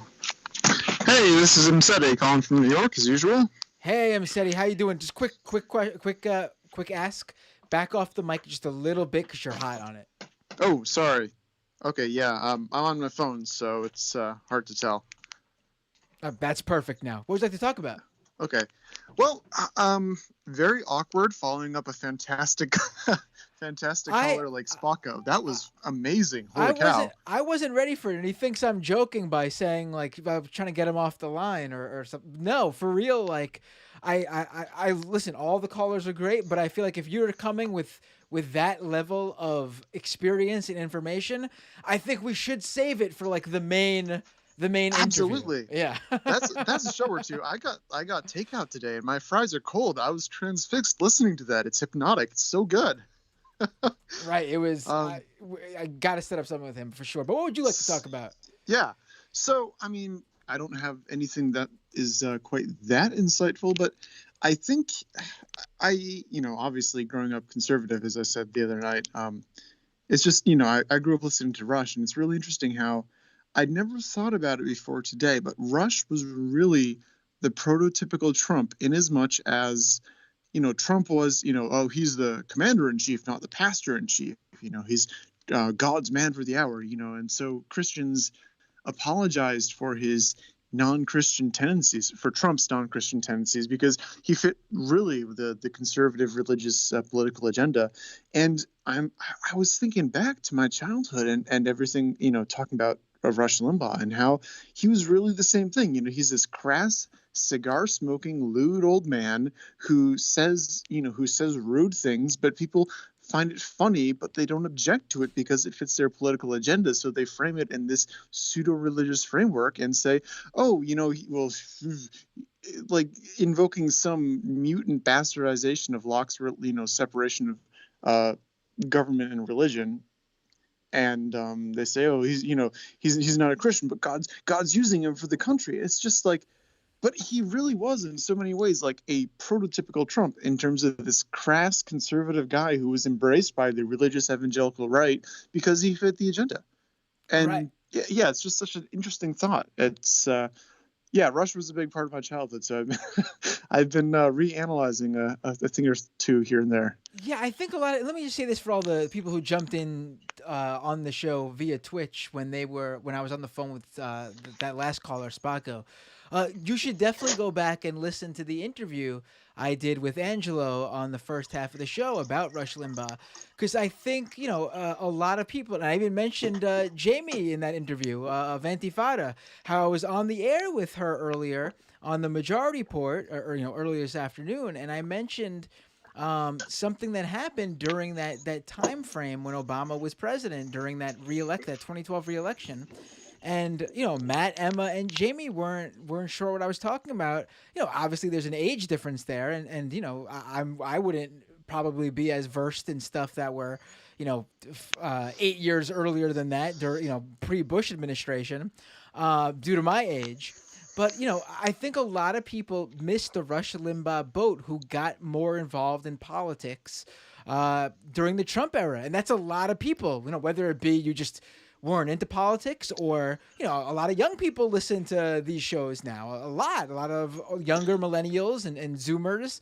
So you guys just missed out on Rush Limbaugh, and you should understand how detrimental he was to the entire discourse. Like he is the reason the conservative movement is what they are today. Like he was their Trump. Absolutely. He was their North Star. He was their guiding light before Trump. And there's a reason. Oh, sorry. No, go ahead. There's a reason why Trump gave him the Presidential Medal of Freedom at the State of the Union address, 2 years ago or something? Yes. Was it? No, I think it was even less. I think it might have been last year. Oh. Like the beginning of last year. Yeah, my sense of time has been greatly eroded by 2020 and 2021. Oh, it is. Trust me, I totally understand. Yeah, I'm sure we're all on the same boat there. But yeah, it's because Trump was the forefather of conservative media, and I really think that. And I was having a discussion with a friend about this, and I was saying, Trump had the perfect constellation of experience and personality, yada yada. But he was also funded by some of these rich dudes. So maybe if Rush hadn't existed, maybe somebody else would have been chosen to take his place. But it doesn't matter if let's just jump Godwin's law. It doesn't matter if Goebbels worked with Hitler. Hitler would have found somebody else to take Goebbels' place. What matters is with him. What matters is that you advance the agenda, and he was absolutely instrumental in advancing that. Whether or not somebody else could have taken his place is a semi-moot point. Right. But he was instrumental in creating the whole concept after the silent majority from Reagan, the whole concept and the whole reality of this conservative subculture, the whole idea that the mainstream media, because radio's not mainstream, and so you have the radio, the Limbaugh report, and then we just ignore TV. Right. And no, I don't. Obviously, someone would have replaced him, but if he didn't exist, but how successful they would have been. I really don't want to I want people to really understand this. And again, I both myself and Angelo stressed this in the first in the interview earlier in the first half of the show. This is not at all talking nicely about Rush when we say this, but it is the truth. He was immensely talented at what he did. In a way that Andy Ngo right now is very, very good at subtext and plausible deniability. That's Rush, okay. I know what you're saying, where he is a good liar in a sense, to his own at least. But I think there's a lot of conservative personalities who have that. What Rush had was different. Fair. What Rush Limbaugh had was was, I don't know if you're this is doomed, so there's gonna be a pro wrestling reference. I don't know I if you're a know pro very wrestling little. fan. Okay, but there are pro wrestlers who have a thing that the industry calls like it. It is a sense of charisma that can't be taught. It can't be gained. It's just something you just naturally have. And what I'm talking about is someone like The Rock or Stone Cold or Yeah. Okay. even Hulk Hogan during the 80s. Obviously he not so much anymore because of him ruining his yes. But there's certain aspects that even the most talented wrestler can't get down because they just don't have this natural personality that they were just born with. That Yeah, just and they just have this you natural see that charisma about them. expressed in wrestling a lot, but it's like very apparent in wrestling. But that's also like all that's a very if you look closely enough, you can see that in almost all aspects of life. Does somebody have it or not? Is somebody type A or type B? And that's an oversimplification. But yeah, I know what you mean. I know what you mean. Someone in the chat, who is this? Chop says, "What about the Ultimate Warrior?" And I think that is the perfect example of a Ooh. guy who had honestly no wrestling talent, no talent on the microphone, so he wasn't a good actor but he just had just a general aura about him that he just naturally had, couldn't be taught, that made him one of the biggest wrestling stars of the 80s. It didn't matter that he couldn't do a match for shit. They knew he couldn't do a match for shit, so they made sure he never was in the ring for more than like a couple of minutes. But he just was able to make tons of money and become one of the biggest wrestling stars from just having this natural something about him. It's this natural charisma that you just can't you can't learn it. I mean, if you have it, you can perfect it, but if you don't have it, you can't gain it. And Yeah, Rush you had that for sometimes see radio. that. You sometimes see that with the like America's Got Talent people who failed, but then they bring them back for the finals round because they just had something that like the audience loved and they didn't get to the final round, but they bring them back for the views anyway. Right. Yeah. Yeah, and you're right. Rush really had that. He had there was something about his like my end statement when I was talking to my friend about the ins and outs of I guess world important individuals, to quote Hegel, was that I think maybe somebody would have replaced Rush, but it probably would not have been for several years, and at that point it really would have missed this like kind of the kind of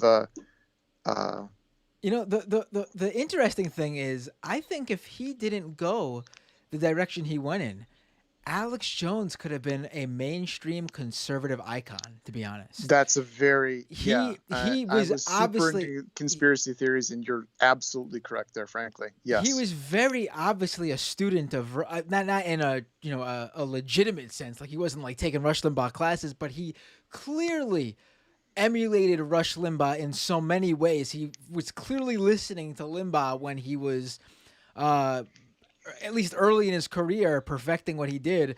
Because it's clear absolutely. that Alex Jones had what Limbaugh had, and he had a talent for telling a story in an incredibly engaging and entertaining way. But of course, and like Alex Jones Limbaugh, he himself was decided to the use this for the most heinous, horrible purposes he could. Yeah, and Alex Jones himself was the weightlifter, bodybuilder kind of dude. I'm not. I mean, it's interesting how that. It's really interesting how the whole like bodybuilding thing interfaces with the far right. That's one of those things I'll get to eventually. Right. I mean, this is the way they win the people over. Like Angelo said, people who may have been like falling in and out of certain aspects of conservatism and didn't like someone like Hannity or other conservative pundits. For some reason, well, not for some reason, he explained why. Due to Rush Limbaugh's ability on the mic, he was able to keep those people fans. He was building a world. He was a storyteller. He just knew what he did in a way that and I think that's what Alex Jones is done for his audience. I mean, clearly they didn't leave him because, I mean, it's a lot cheaper to just stream your show on YouTube than set up your own private live stream service. It's a lot cheaper, but he lost YouTube and had to pay money to have his own live streaming service work on his website to stream his show. And I Yeah, mean, and that there's an and audience there that's paying him for it, so he didn't lose them. Yeah, and that ties into how cognitive dissonance and how proof to the opposite is not really an issue to a lot of these people. They don't, it doesn't matter if you prove them wrong logically. They want to believe what they want to believe. It's like flat earthers, it's not about the flat earth. It's about them believing in something that irritates other people. It's almost troll logic in some cases. And so with Alex Jones, it's not that he gets deplatformed, because people will follow him. They believe it because, not because it's believable, because they believe because of other reasons. And I think that's a very important thing people often understand. Oftentimes these beliefs are held not really because they're plausible, in as much as because it's almost a Nietzschean will to power. Like, I'm going to argue for the flat earth just because I can needle you about me believing it, and you can't necessarily argue against me because I'm going to resort to all these sophistic arguments. It's like Diogenes and Socrates in the Gorgias dialogue. Where Gorgias in the Gorgias dialogue, Socrates was arguing with Polus, who literally, that translates to a young horse, a colt. And Polus was defeated by Socrates because Polus was he had shame. But then Gorgias, who was Polus's mentor, comes in and he says, Socrates, I won't be shamed by you. I will embrace shame. And it's a fascinating dialogue because Gorgias does embrace shame. He refuses to be shamed by Socrates. And that's exactly, I think, where the conservative party is these days. Right. No, I think you make a point there. Thanks so much for the call, Msteady. Great call. Really appreciate it. Talk to you in future shows. Feel free to call in Yeah, again. rock on. Thank you. Bye. Bye. There was someone else. Let me try that other caller who tried to call back in. Try calling in now. If you want to call, I'll take one or two more calls, and then we'll get to some of these chats. And then I think that's the... well, let's take this call, and then we'll see what we got after this. Hello, who's this, and where are you calling from? Can you hear me, Matt? I can hear you. You're just a little bit hot on the mic, so just maybe turn that a little bit lower. Yeah, let me get that out of the way. This is Logan from Central Texas. Hey, Logan. I noticed you have your video on. Do you want to be on the? Would you mind being on the stream? Or Yeah, all right, cool. I'm fine with it if you are. Yeah, absolutely. I just like to ask to make sure, because you never know if people. Of course. So hey, Logan, you're in Texas. That's correct. How are you holding up? Are you in an area that's? Do you have power? Well, yeah, I have power. Lights are on. You could be on a phone. I realize people. Yeah. You could have a generator. I don't know. No, that's true, and there are plenty of those. There are plenty of people using their generators. It's a strange thing in Texas that somehow these doomsday preppers. This is like perfect. They've got all their canned foods, they've got all their MREs, and they've got their generators ready. And it's almost, I expect them to, call everybody a snowflake who can't handle these cold temperatures, even though the infrastructure was completely not prepared. Well, a snowflake would be the wrong thing to call someone, being that snowflakes seem to have completely shut down the Texas grid there. So they would understand that, but sure. So, how is it by you? Were you just in an area that wasn't hit, or are you just one of the lucky people in your neighborhood? I'm very, very lucky. In the town that I live in, over the last 4 or 5 days, I was without power the longest for about 2 hours. We had rolling blackouts. And so the temperature in the house never really dropped below like 55, where I have friends in Austin whose pipes froze because they had no power. So there was no way to heat the pipes. And a lot of people aren't used to shutting off the water, right? Like I'm assuming this is something you don't deal with in New York. I'm not. No, we don't have to think of any of that because we're all in. Well, at least in New York City, we're all apartment buildings, so we have the maintenance and the super that we all pay via rent to deal with this stuff, and they handle all this. Well, due to I grew up near the coast, and due to hurricanes and stuff like that, growing up, we would. A lot of people would have this tool, this like T-shaped tool, and you would go down to the curb of your street and open up this hatch that's in the ground and physically cut the water off to your house, and then drain all the water out of the pipes so that your pipes couldn't freeze and burst. But a lot of people aren't used to that, and a lot of other parts of the state. And so I have a friend in Austin whose pipes burst. Luckily, because they didn't have power, they were able to go to another friend's house who was a few blocks away. But when they came back the next day, their entire ceiling had collapsed throughout their Jeez. entire house. And if they had been there, like he showed us pictures and email, uh, their ceiling and their ceiling fan was on their bed where they would have been asleep. And they have two children, and it was on one of was in their children's bedroom. The ceiling had collapsed.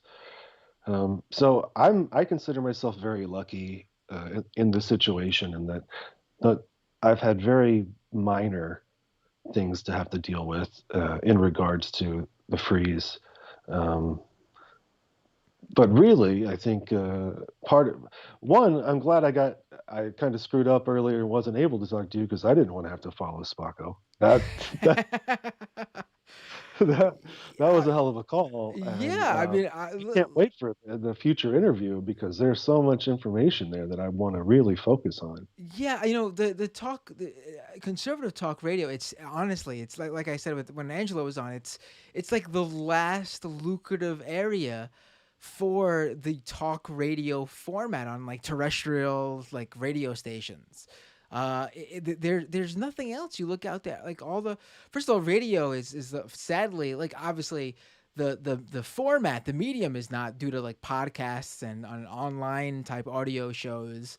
But in terms of like over the airwave radio, it's sort of like a dying format. Of course, there's some big names still, and you have like Howard Stern still doing his thing, but they're nowhere near where they used to be, and a lot of the radio stations now are just music, and even then a lot of the specialty stations have closed down where it's all just basically top 40 pop hits and stuff like that.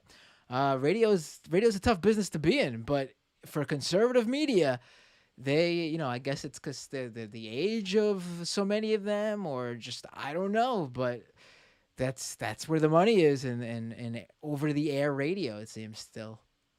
Right. I mean, some of that, to a lesser degree, has moved on to like Sirius XM or the other satellite stuff, but it's definitely, AM is huge. And I said in the chat earlier that I feel so lucky too that my immediate family and every job I've ever held was not a place that was broadcasting that fucking garbage into my head.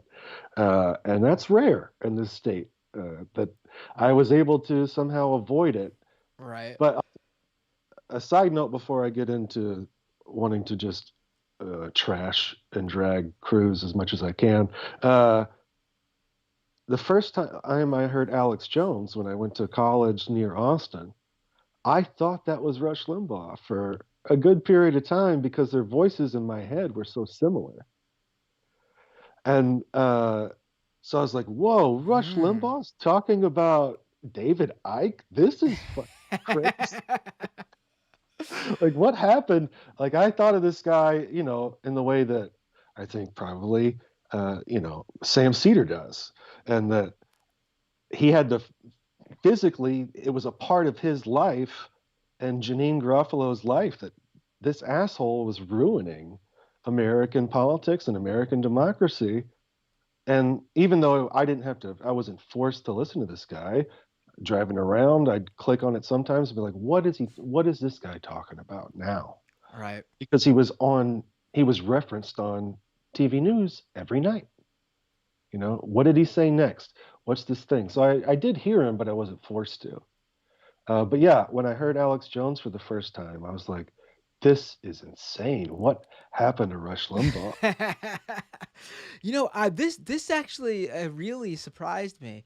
When I was driving, this is years and years ago. Who knows? This was before he got deplatformed from a bunch of different, online services. So maybe it affected him on radio, or maybe it didn't. But I was driving upstate New York, and I was flicking through the radio stations, and I landed on a local I don't know how local it was. It's not a station I could get in New York City.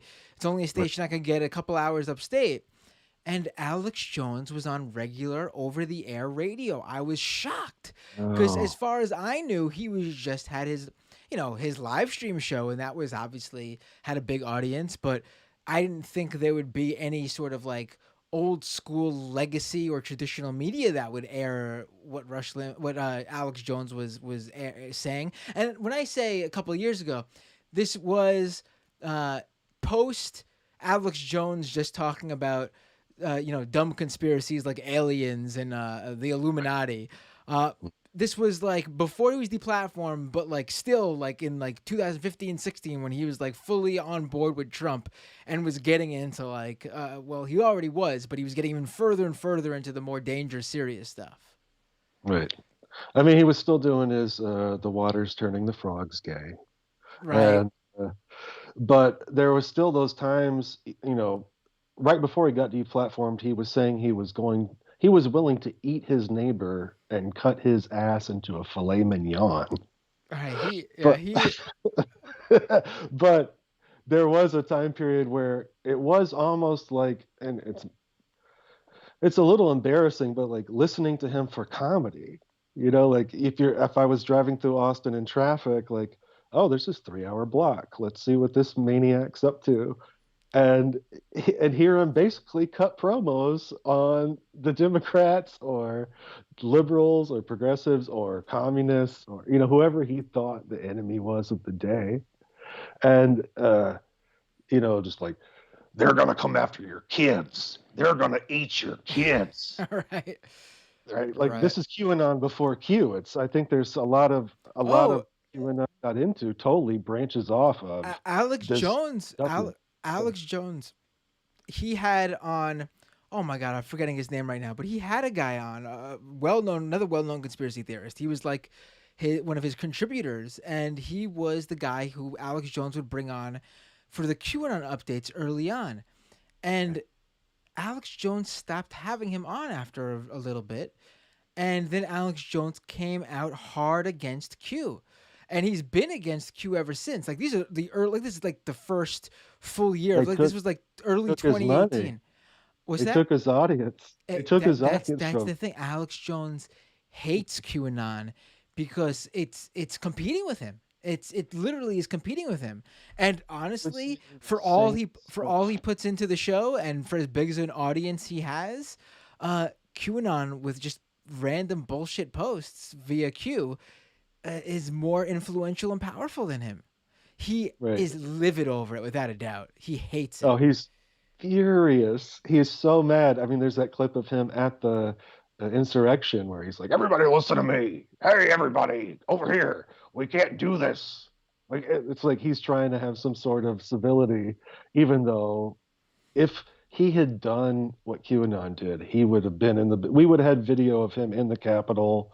He would be there with the QAnon shaman. They would have been hugging each other and Right. showing their pecs to the world. Right. Uh, Well, anyway, the difference there is QAnon shaman. I honestly think. Listen, I'm not saying you have to feel bad for the guy. Obviously, there should be some sort of consequence for his actions, but I think it's becoming quite clear that quite a number of these QAnon believers who aren't in it for money or for influence or for power or for whatever. I think a lot of them, it's quite clear they have a mental issue and they need help. I think Alex Jones puts on Alex Jones knows what he's doing. It's a complete act. The QAnon shaman believes that stuff. So I think I agree with what you said, but I also think people should know that there's definitely a difference between the two of them too.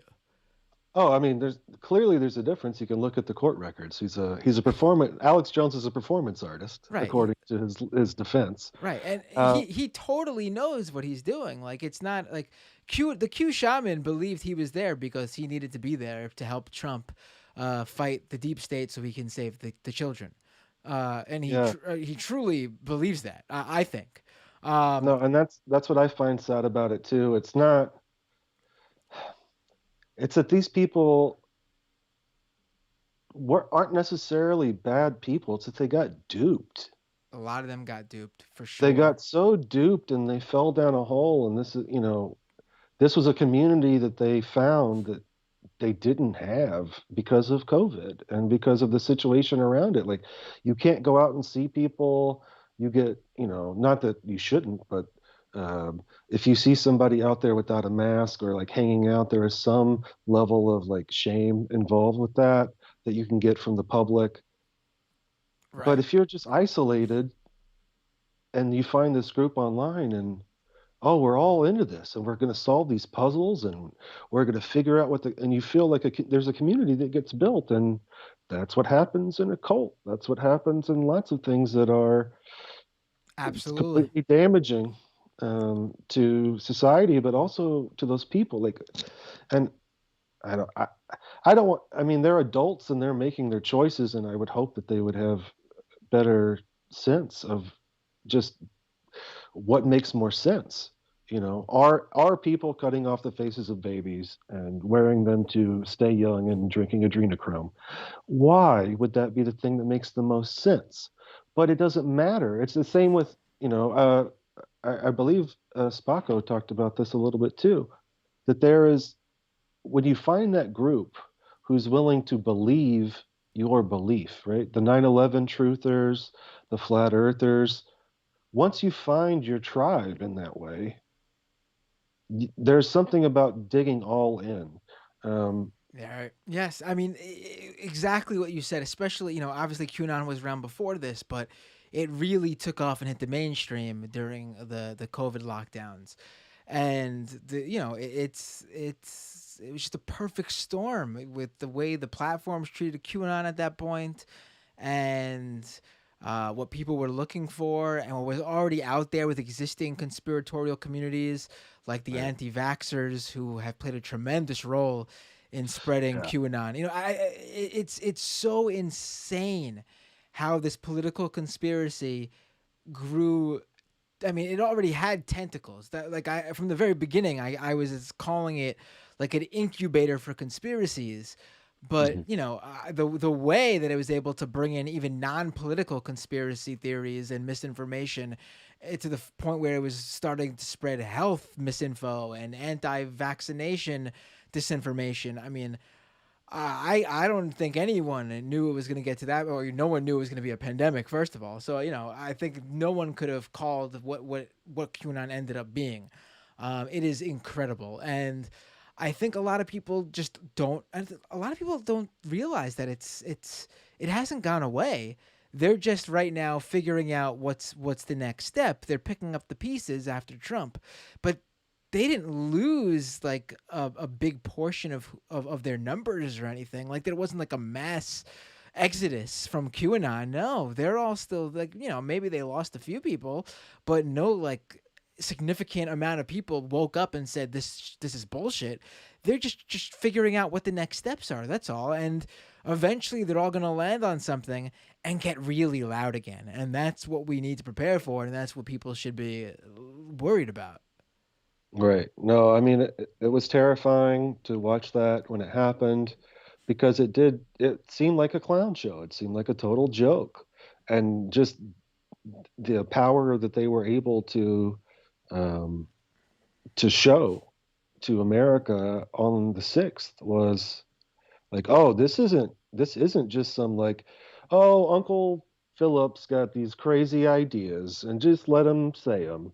No, this is like really dangerous. Right, and here's the thing too. I think a lot of people, I've talked about this. I talked about this with Jared Holt on the last show Hmm. last week. Actually, not even it was last Saturday, over the Yeah. weekend. One thing I think the mainstream has sort of ignored about this is a lot of those Q people who were there in the six were used with unwittingly as cover for people who went with more serious intentions. I Right. mean, obviously Proud Boys, Roy Boys, yes, all these other groups. yeah, One person, like the Oath QAnon people Keepers. thought they were there. They thought they were there for serious reasons, and that they were there they were asked by Trump to go, so they went and they were down there to see what they were needed to do. But they were taking their cues, a lot of them, from Trump himself. So when Trump said no, okay, they back off, they leave. I mean, a number of them are on the record saying, yeah, we were just waiting to hear what Trump wanted us to do, and when Trump said to go home, we left because that's what he asked us to do. Right. Even the shaman Yeah, did that. right. But the Proud Boys and the Oath Keepers and the various different militia groups who were down there, like if they saw an opening, they weren't waiting for Trump to tell them shit. They would have taken it. They basically were down there to see what they could get away with. The fact was that Trump didn't give them the cover to do what they wanted to do, so a lot of them ended up just not. I think a lot of them didn't think they would get that far, to be honest. The fact that so many of them brought weapons with them. There was a guy who brought like napalm with him or something like that. Some sort of homemade napalm. Yeah. Yeah, but they left it in the car. Like it sort of shows that they came prepared, but decided that they weren't going to be able to use it. Because why would you? If you thought you weren't going to be able to use it to begin with, you just wouldn't bring it. Mm-hmm. Like, I mean, I don't know. I don't want to get in. I can't speculate on what's in these people's heads, but to me, it's pretty clear that a lot of the Q people went down there for a show and to do what Trump asked them to do. And then a lot of the more serious, clear-minded groups were ready to use those people as cover to do whatever the opportunity gave them. And luckily, the opportunity just wasn't there for them either. But let's talk about now. I'm not going to miss the opportunity here. I have a Texan on the line. Let's drag this motherfucker. I need to hear what a Ted Cruz constituent thinks of this situation. Now, I haven't talked about it yet on this show, but quick summary. Ted Cruz was caught last night at an airport flying with his family to Cancun. How many millions of people right now are still without power? 7, 8 minimum. Jeez, yeah, that's a lot. And I believe earlier on the Majority Report, we looked it up, and it was mentioned that there were dozens of deaths already. People are cold, hungry, no electricity.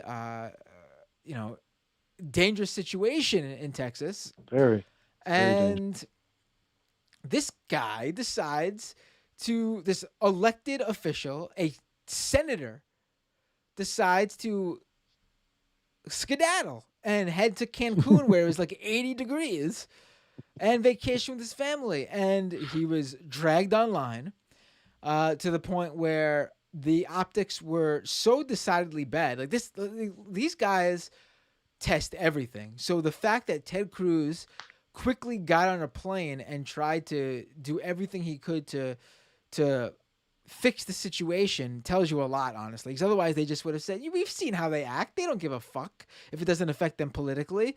They would just say, fuck you if they felt like they could get away with it. And if they felt like saying fuck you would have actually helped them, they would have said that. Like, if he thought staying in Cancun would have made the conservatives go like, hell yeah, stick it to those liberals who hate that you're in Cancun, he would have stayed there.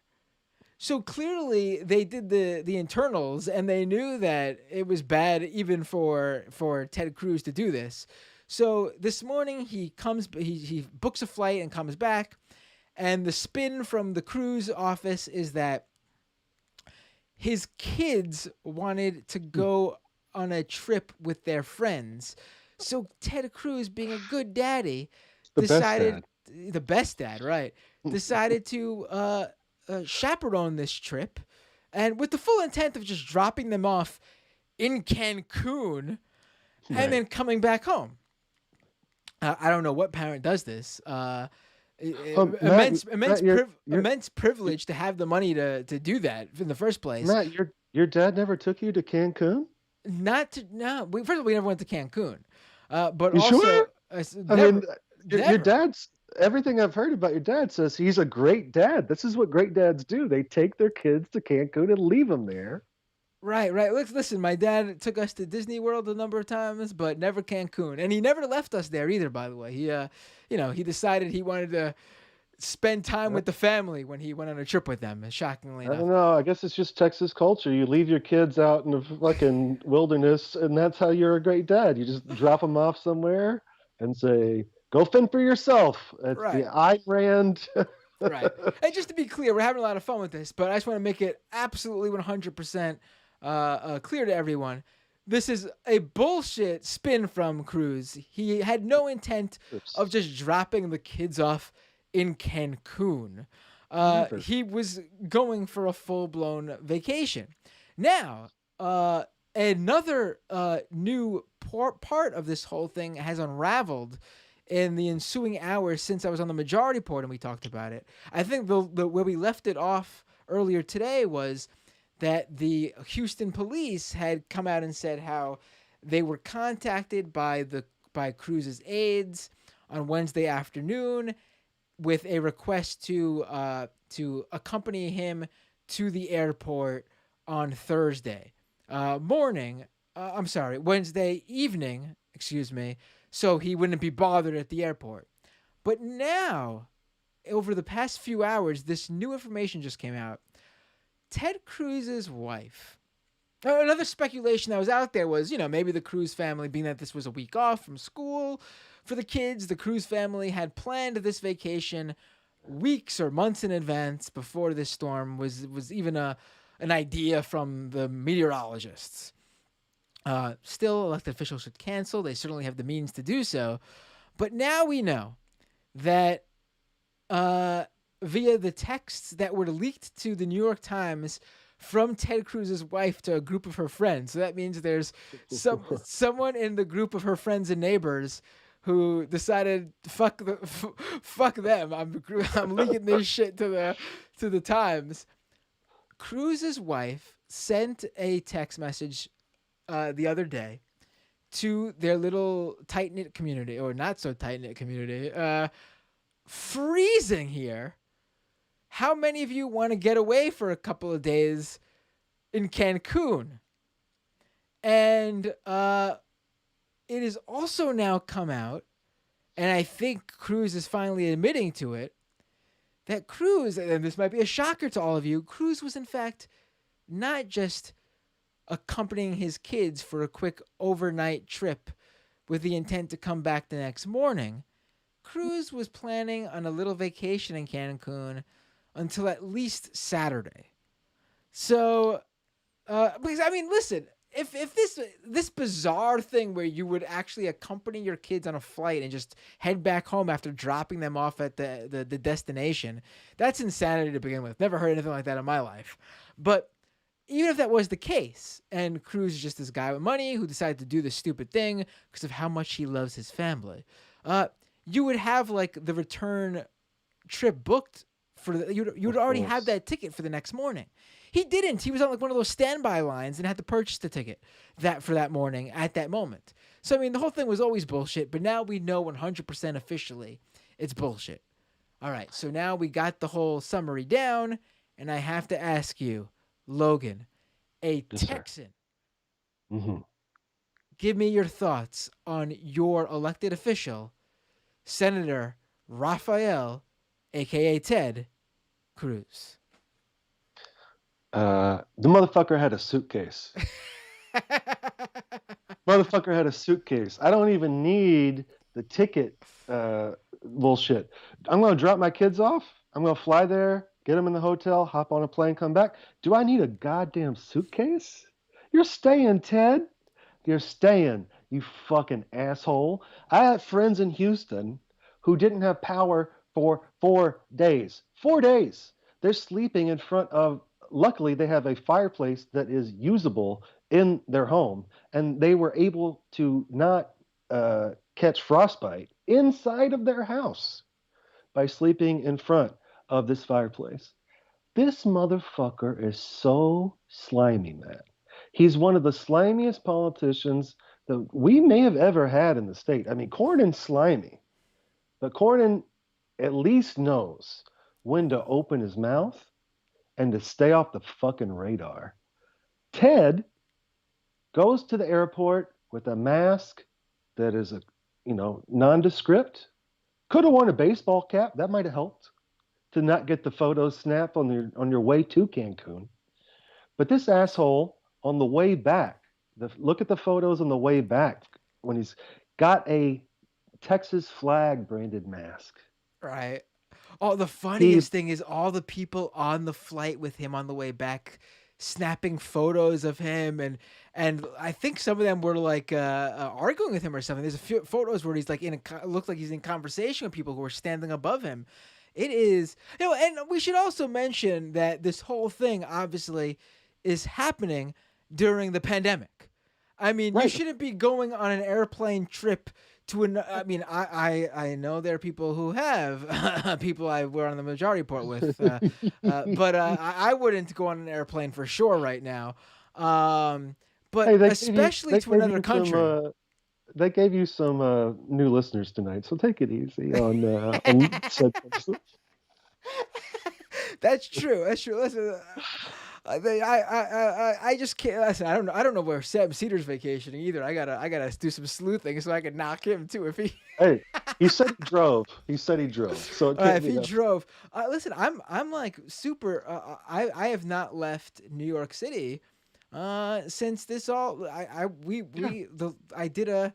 I took my kids to an indoor like swimming like facility in January of 2020. No Right. idea the pandemic was going to hit here at the way it did. We're Nobody. actually, looking back, I didn't want to do it even because I'm not a big vacation person. I don't like Mhm. vacationing. I don't like the whole packing and going somewhere. I like It's because your dad never took you to Cancun and right, let you right, run wild. right. I just like waking up in my own bed. I don't like visiting places. I mean, the one place I guess I do enjoy because I like the whole thing and I like seeing my kids' reactions to it. I took my son because it was a work trip before and I had a work trip and I was like, yeah, let me do my first time in California. I might as well bring the family. Sure. And we used the work trip as a way to save money so I could take my kid to Disneyland for a day. And I was like, that's one of the best days of my life seeing his face there. So that's Right. that's enjoyable to me. But I hate the whole vacation thing. So I'm lucky in that aspect. But also, if I was a vacation person, I wouldn't do it. I just not like I haven't like I feel like it's like spitting in the face of people who are like struggling where you are. It's like you should be there and you should stay where you're from during this whole thing because it's obviously what's the healthiest thing to do for the community. Like, don't go around spreading whatever you may or may not have. You don't know. Right. I mean, that's kind of what I was getting at with the his second mask, the Texas flag mask.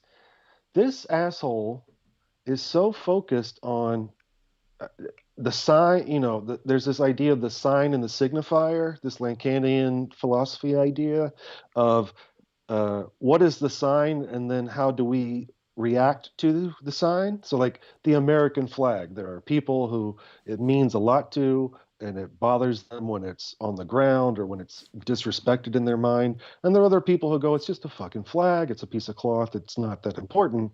The sign and the signifier, right? So Ted Cruz knows this.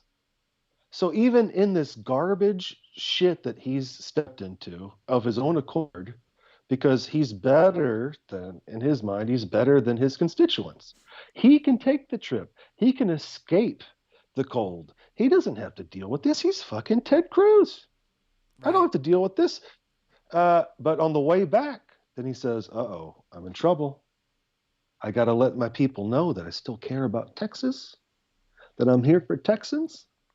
Puts on his Texas mask. So even though this guy was pushing to not have mask at one point, we know he's got at least two masks and that he Right. wears them in public. Right.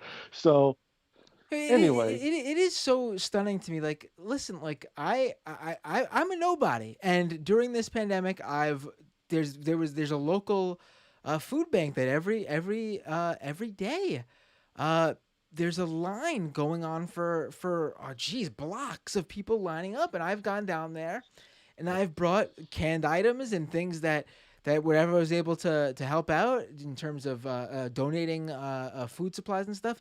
And I'm a nobody. I've got no power. I'm not like I don't got. I'm very lucky to be employed during all this, And so I whatever I can do to help with, it's still, I'm not like, I'm still living you know paycheck to paycheck, but whatever I can do to help them, I'm one of the lucky people. If you had the money and the resources and you were well known throughout the state and you can be of assistance to like, look at what, say whatever you want about Beto O'Rourke and his policies or whatever, or the guy who ran for president and him not being so great on everything. But the guy is down there helping the people in his state because he knows he's got a platform, and he's one of the few people who has such a large platform where the vast majority of Texans know who he is and he could be of service to them, and he's using it. Like, if you're the fucking senator for your state, goddamn, you have a leg up on pretty much almost everybody. Like, the only other people I can think of who can be of more service is like the governor.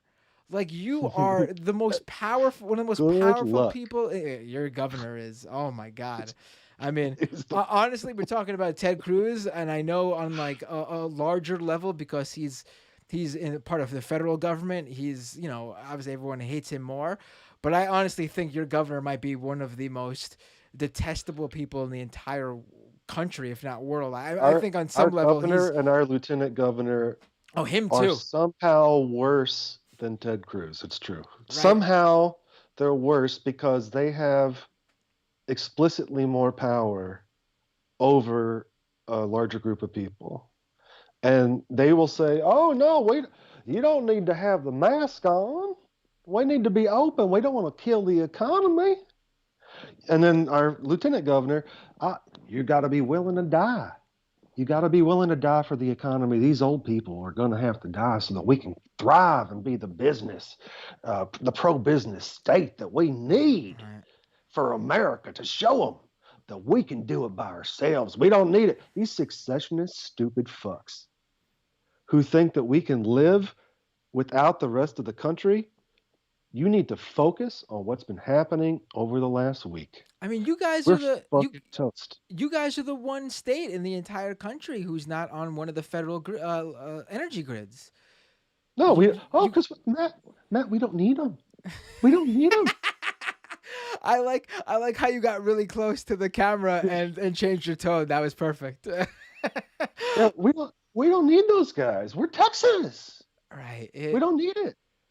We're fucking idiots. We're one of the dumbest states. I'm glad Florida's there to help us out, but we're one of the dumbest fucking states. No, listen. I gotta say, you can't do that. I mean, you can because you're in Texas, so I don't want to I Texan. Right. Me. But I say this. Don't throw yourself in there with Florida, because the difference is you guys are trending the opposite way.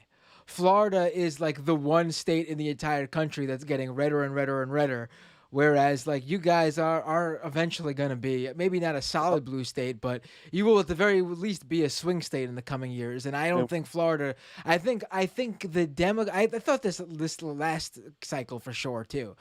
It's time that we give it up that Florida is a swing state. Florida is now deep red. Consider Florida to be just as red as Alabama or Louisiana. It's give it up. It's gone. Spend your from perfect Matt Bender. Right. The perfect map. Right. If you're gonna have the perfect map, this is the guy to listen to. Throw Florida in the trash. Don't even count on them voting for you. Don't throw it in the trash because there's still good people in Florida, but don't think they're gonna win you an election. I'm from Texas, and so this is how we feel about other states sometimes. Right. But let me ask you this, because obviously this was a broader conservative talking point over this past week, but I want to know, and obviously this is going to be very much influenced by who your group of friends and family are. So, this is, take it for what you will, but I do want to hear from someone who's down there and maybe has a better sense of it. How much are Texans falling for the whole renewable energy is the reason this all happened talking point? Because obviously the conservative media is full bore into it, but I've also seen a lot of Texans online saying this is bullshit. We know what our energy runs on, and that's bullshit. I mean, obviously, like I said, there seems to be a Texas, maybe not 50-50, but like 48 52, in terms of how it's split from conservative and liberal. So it's still a healthy amount of liberal people in the state. But how much is that affecting everyone down there? That talking point about renewable energy being the reason for all this. Anybody who's paid attention knows that that's bullshit. And the people who would listen to Limbaugh, thank God he's gone. The people that would have listened to Limbaugh, the people that listen to Sean Hannity, when they talk about what Beto O'Rourke is doing is being performative, and that he's using this platform to be performative and it doesn't matter what he's doing, the shit that these assholes are doing is being performative to the rest of the country. They're trying to convince the rest of the country that renewables don't work. But if you're in Texas, I mean, we can look at it. I don't want to look at it this way because I think it's good for other reasons. But who is the person in Texas who put the most money into windmills? Republican T. Boone Pickens, a former natural gas oil man. He saw that it was worth it for him as a business expense to create all of these windmills because he saw the future in that way. That we have enough wind in West Texas that can help power a lot of the state. But as a businessman, and this is where I'd like Spocko and maybe Jamie to get in at some point and talk about how we can use what Spocko was doing and to get Limbaugh and other people. Oh, and also Angelo, get them fewer subscribers by using our voices and fewer advertisers. But how can we apply that to the political space so that we can get these assholes who are just blatantly lying about what we're doing? The reason those windmills failed, and it wasn't all of them, it was a few. There was some percentage, probably in single digits. I don't know. I didn't look it up. But some of them did fail. But why did they fail?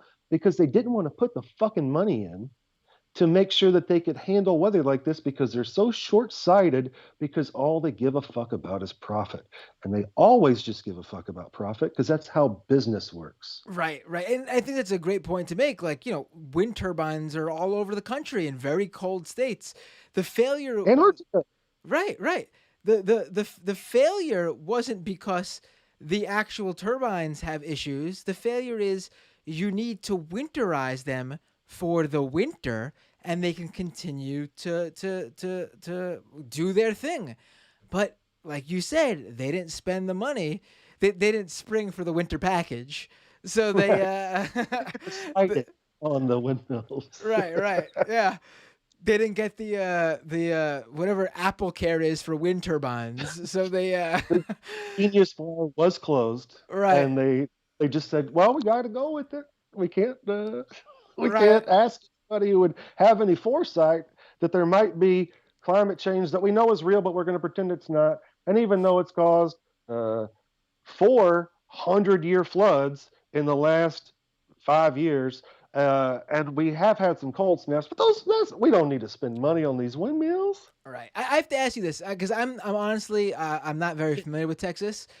Is this the whole thing that happened in terms of just like how everything seems to be failing? Not just the energy, but you were mentioning the pipes and is this was the storm? I mean, obviously it was a bad storm, but was it really like a once in a generation winter storm, or is this just the fact that it was just like a slightly more serious than normal storm that just Texas wasn't ready for? Like if this storm hit like the Northeast, would it have like I'm unfamiliar with how bad this storm was, to be honest, in terms of like obviously it was a bad storm, but everything that happened with all these failures, was this like, was it just like Texas just wasn't ready for it because their governor just didn't get everything ready for it, didn't warn people? And where's the fault really lie here? I mean, it's funny. It's funny to think that the governor would actually have any say in that because everything in Texas is privatized as far as it can be. Right, The real power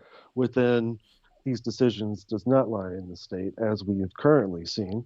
But this storm was much harsher than we've had. I can't. I mean, it was snowing on the coast. It was snowing in Galveston. Like, uh, that hasn't happened in probably 25 or 30 years, as far as I can remember. And the last time it snowed down there, it didn't stick. It just like it came down and melted, right? Like, so it was unprecedented. But the thing is, these businesses that are in energy, it's been proven in court cases. I mean, we can look at Enron and other things that came out of Texas. They know climate change is real, but they don't want to have to say that because that means that they will have to spend the money. And if they can continue to just say it's not real, their shareholders, if they have any, if it's a public business, if you can buy stock, they're going to get every ounce of profit they can. So this is cost benefit analysis for them. Do we give a fuck that people are going to not have energy to heat their homes for this long? How many people have to die before I have to feel personally responsible, or if I'm going to get blowback about this as my business? They don't give a shit. And they've shown that time and time again that they do not care if people die because it's too hot and we're not getting the AC to them that they need to. I mean, that's been happening every summer in Central Texas, at least, and definitely in the Valley, where it's been, there was a couple of years ago, we had 100 days of 100 degrees, 100 days solid of 100-degree temperatures. We were blowing through that electricity because we have to, because if we don't, people are going to die. Right. And what they do, instead of trying to provide that through some sort of governmental action, which they can't do because everything's fucking privatized, they raise rates on kilowatt hours. So the people who need the AC or need the heat, now they're going to have to deal with higher, what's going to come at the end of the month when they get their bill. Are we about to have people going into debt, just like with medical debt, who had their heat on to live? And now they're going to have to go into debt because that bill is going to be $600 when it was normally $100, when it's going to be a couple $1,000 because it was at peak hours. It's bullshit. Right. They don't give a fuck about us. That should be obvious to everyone, especially when just a great example of them not giving a fuck. Ted Cruz can go to Cancun and everybody else has to fucking freeze. Right. Speaking of food issues related to the temperatures, people can't get out to go get food because the roads are iced, and some cities are doing better at that than others. There's been plenty of car accidents. I don't have the statistics on that right now or the numbers, but I'm sure there have been many people who have lost their lives also due to trying to get just regular supplies for their families so that they can live. Even if they had heat and even if they had water running in their house, they still need to get food. And there are iced streets, iced highways. In North Texas, there's more of a plan for that. They have trucks that come salt the roads. But in the lower parts of the state, where this is more uncommon, they don't even have necessary equipment to do that.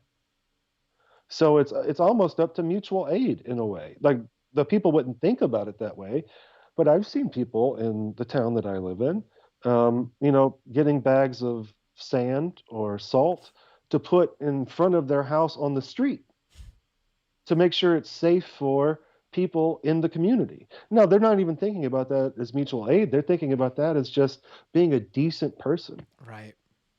Right. But the elected officials in the state couldn't give a fuck.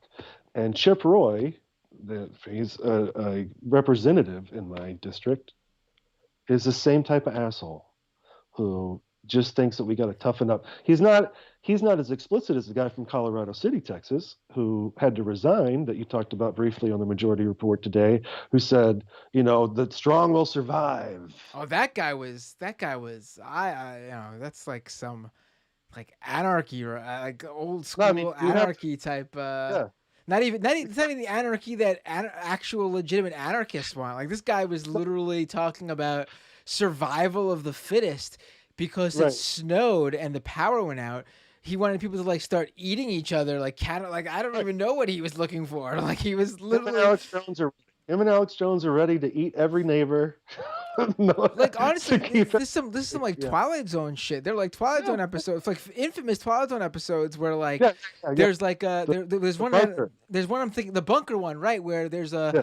a nuclear bomb warning, and the one guy in the neighborhood built a bunker, and he takes his family in there, and all the other neighbors within this like hour or 2 hour span are ready to knock down his bunker because they won't let him in, and they finally break it open.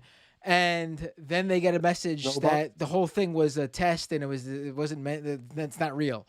And now they all have to live with each other, knowing that they were all willing to just kill each other over this bunker. Yep, that's Texas, baby. Unbelievable.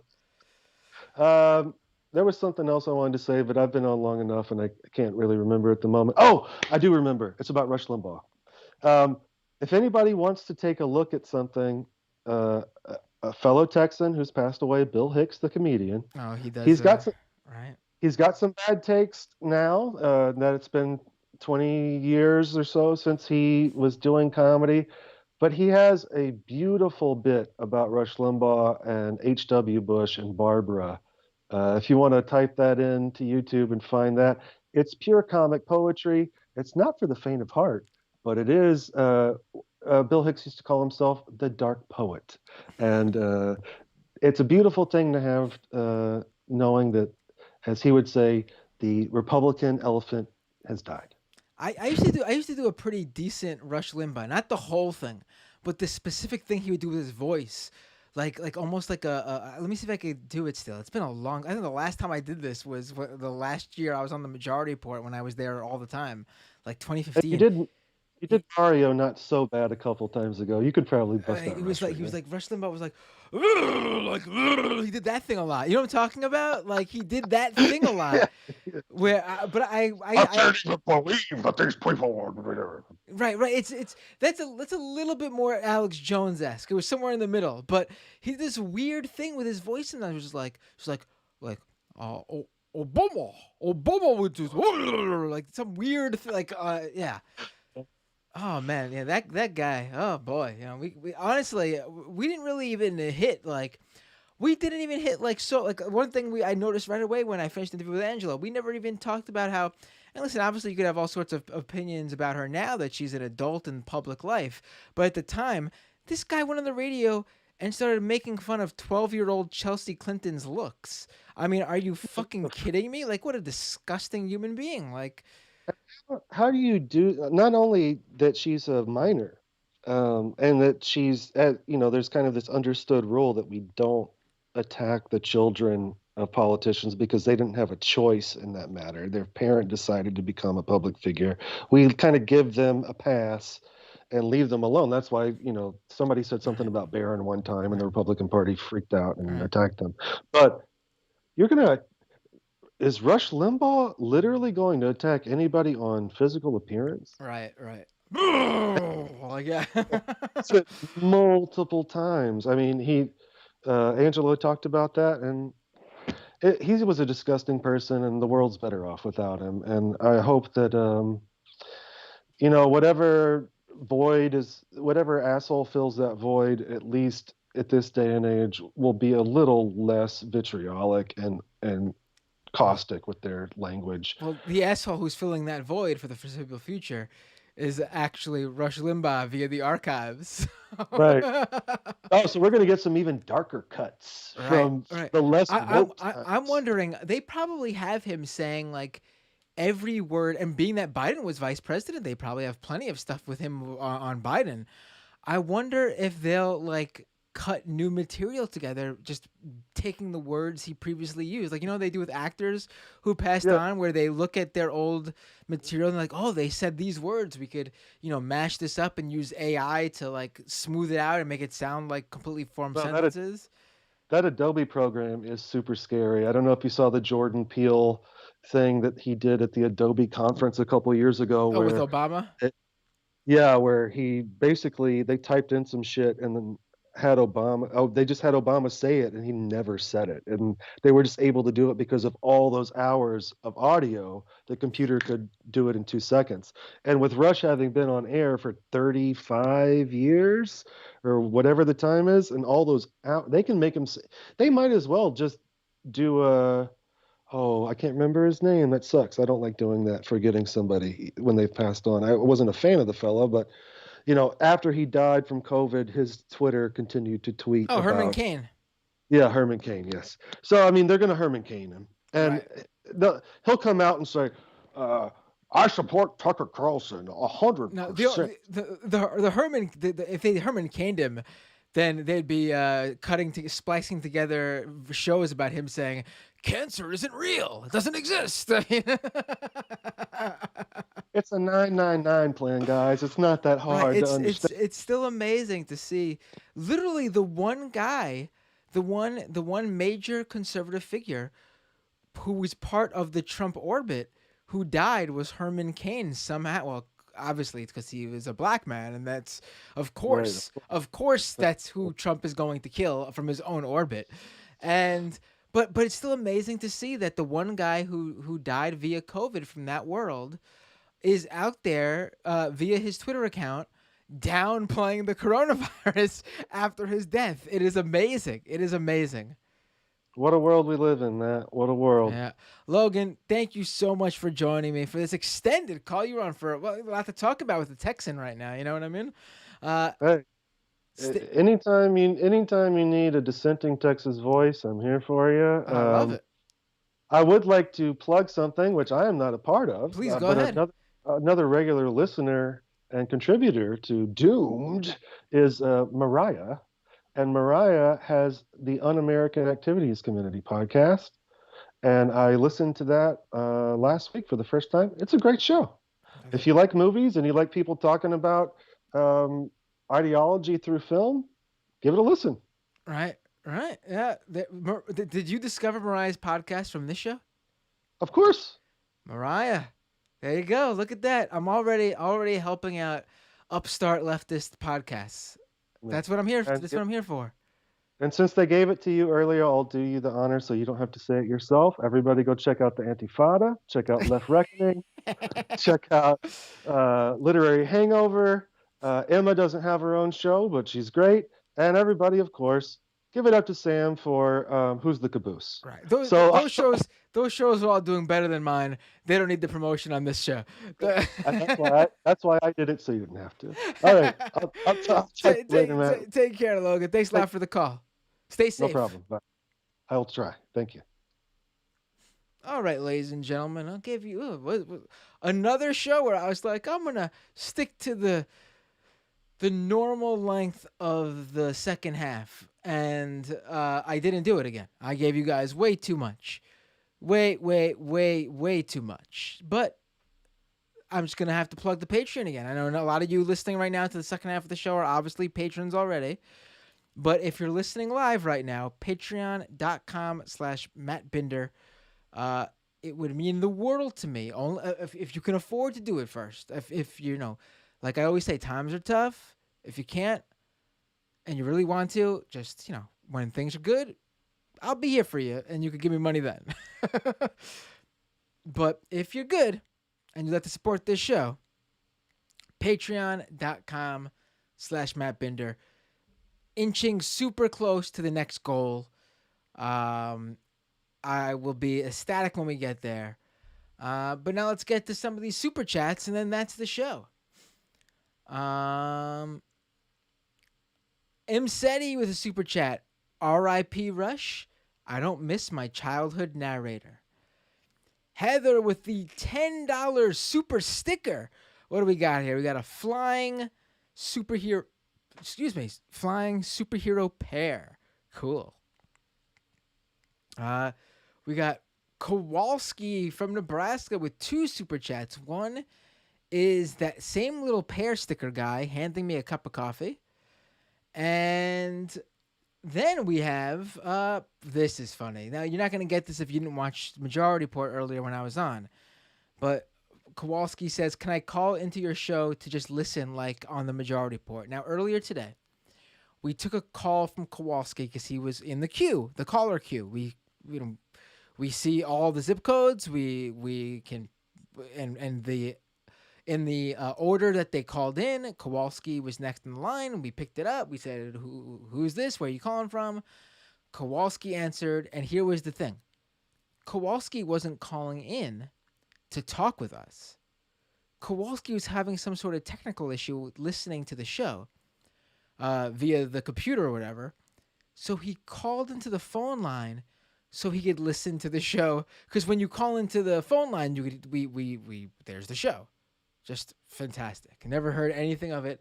That's ingenuity right there. Peasant Chick with a super chat. As a closeted queer person who grew up watching my family idolize Rush, without realizing why that was hurtful to me was hell. And I'm glad he's gone. Yeah. Emily with a super chat. Just giving me a super chat. Thank you, Emily. I really appreciate it. Julian with a super chat. And this super chat is for what Julian says is for giving way, way, way too much. Thank you, Julian. I appreciate it a lot. This is not a super chat, but I see some good chats that just came in. Mr. Saxo Keat says, Matt Binder, appreciate the fuck out of you. Thank you, buddy. I appreciate you for saying that.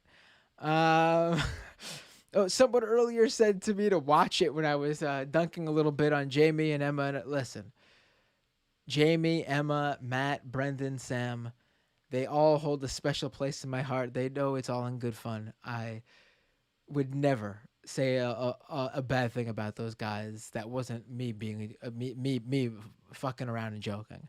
It's the same thing I'd always do to Michael. Me and Michael had a great repertoire. We were constantly going at each other, but it was all in good fun.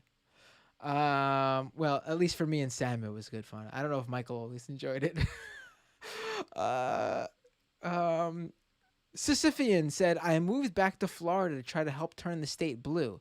But Matt Binder is right. It's a lost cause. Yeah, I think I'm not saying to give up on Florida because in general. Obviously, there's good people in Florida who deserve a good living and a good life and a basic means. If they don't have I'm not saying give up on people in Florida. I'm saying Florida as a state that can decide you in an election. It's not there anymore, at least not right now. And I think that money can be better spent in a state like Georgia or Texas, or swing states like that, Wisconsin, Michigan. I don't know so much about Ohio anymore either. Ohio's another one of those weird ones. I don't know if it's quite Florida, but it's close. A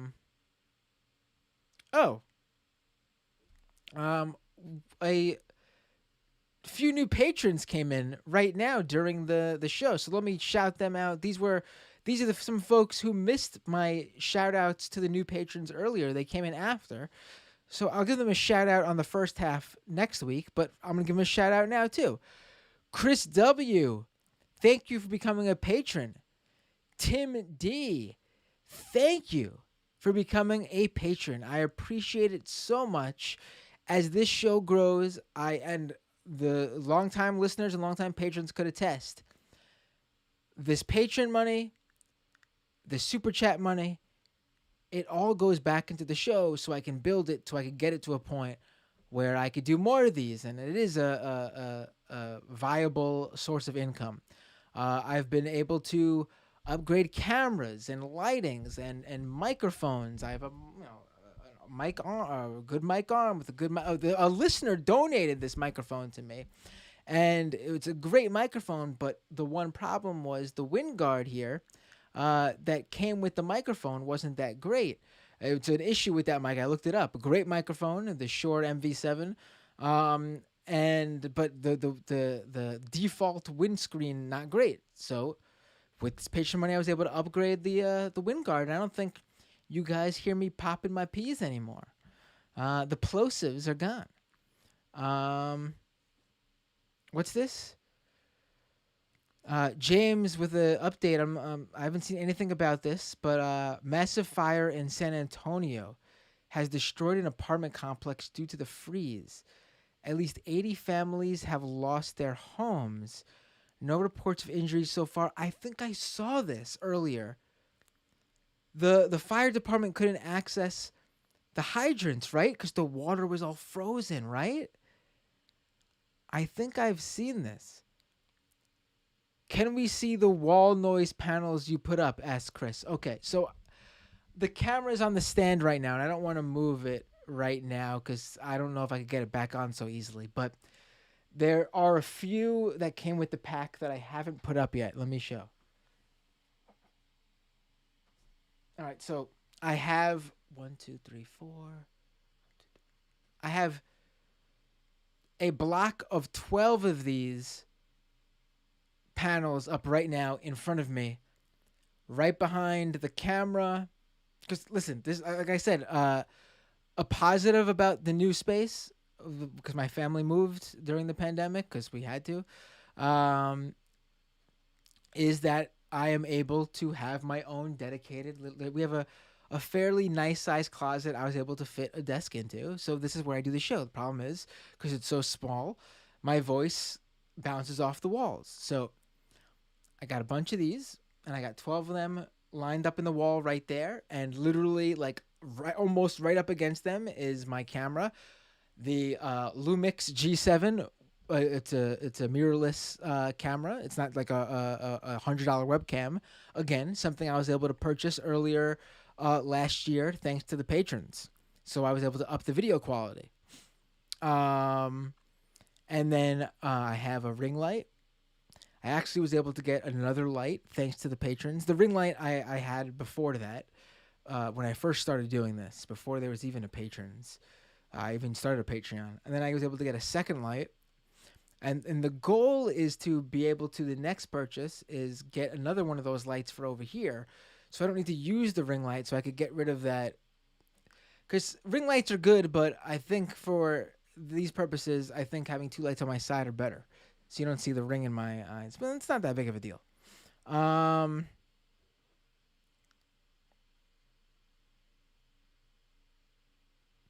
Imseti with a super chat, $5 for Rest in Peace Rush and Rest in Peace Plosives. I love it. Mr. Saxler says, Terry loves tech. What kind of headphones you working with? I'm just using the ones that came with my my iPhone. That's maybe something I should. I don't really use headphones that much when I'm at the computer, but maybe AirPods would be a good thing to invest in too, to up the quality so you guys don't see the wire. I mean, there's little things. To me, the most important stuff right now has been done. The camera, so visual quality is much better. The mic with the new windscreen, audio quality much better.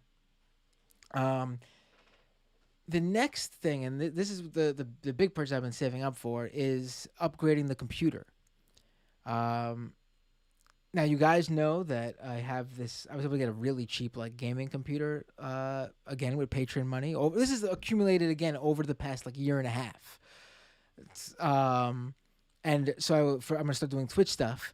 But I need a new streaming computer eventually, so I can basically be able to stream on one system and then use the other system for gaming or for whatever. So just everything runs faster. You guys can see when I'm playing a video that isn't downloaded to my computer. You might not know the difference, but when I'm playing something off my screen, like when I'm just, scrolling and come across a video on Twitter, when I do that stuff, it lags because this computer is half a decade old now. Giving you guys a little bit of a tech. Mr. Saxkeet asks again, what kind of mic arm are you working with? I don't remember, but it was one of the more, it wasn't one of the super expensive ones, but it was a mid-level one. I made sure it was sturdy enough to hold a Blue Yeti microphone, because I know those are some of the heaviest. So if it could hold the Blue Yeti microphone up, I felt like it was going to be strong enough for any microphone, and it's doing the job, so no complaints with the mic arm.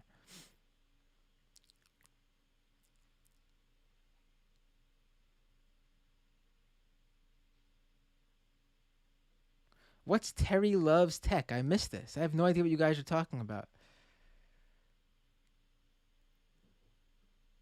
What are you guys talking about?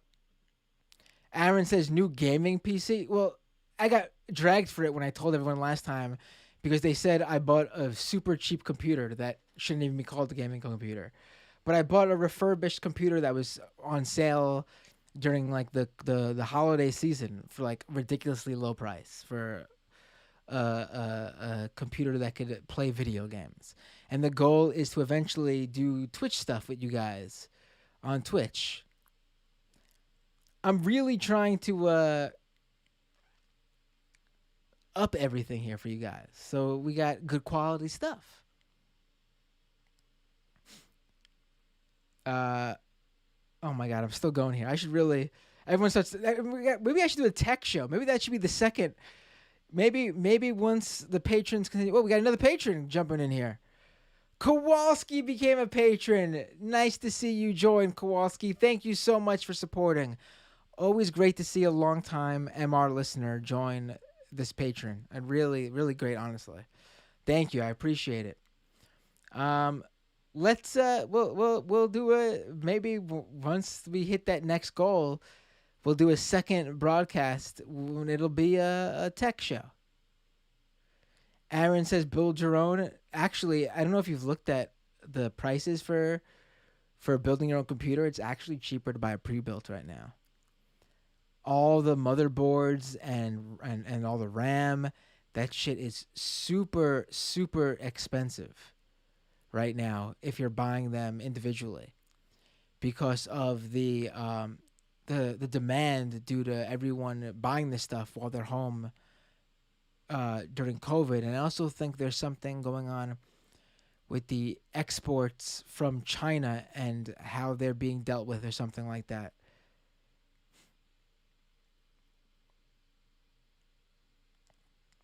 Kowalski says, I've only listened to the Majority Report since May of 2019. Then I'm confusing you with somebody else. There was someone who used to listen to the Majority Report who, when I was there, and I thought that was you too. I'm thinking of someone else. There was someone who honestly, I swear they were from Nebraska too. Who am I thinking of? Oh, I think I'm thinking of someone with like a sunshine. Oh my god, I'm gonna have to go back into the MR archives and figure out who I was thinking of when I thought that was you. Oh,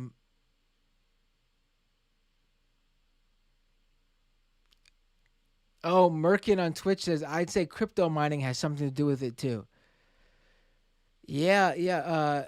Josh says new video cards are super hard to find. Yeah.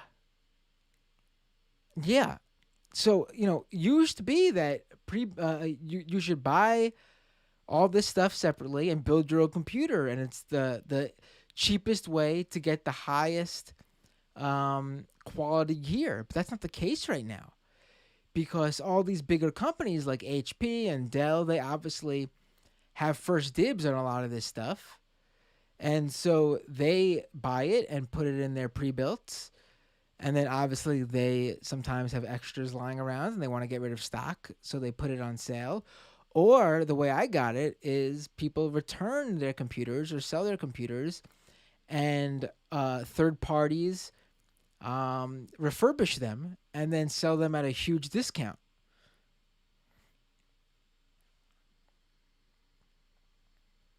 You know what I'm hearing great things? I'm hearing great things about the Mac Mini M1. That's the computer, I think. I feel like that's the most affordable way to get the most powerful computer for streaming, at least. Probably not gaming because there's not many games for Mac. But in terms of having a really powerful stream that, no lag, no fans running. I feel like that's the computer to get, at least from what I've been researching and reading. Mr. First Cat says, I've been on Twitch says, I've been loving the Majority Report since 2012 on YouTube, though. You were watching when I was there then. It's this is gonna be crazy. You guys ready for this? Um, what date is this right now?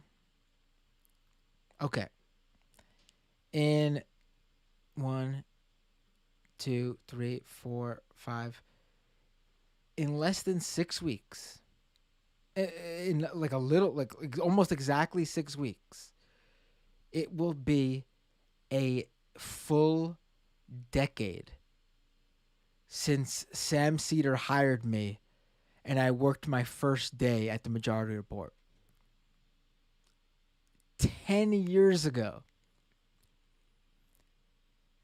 is when I joined the Majority Report.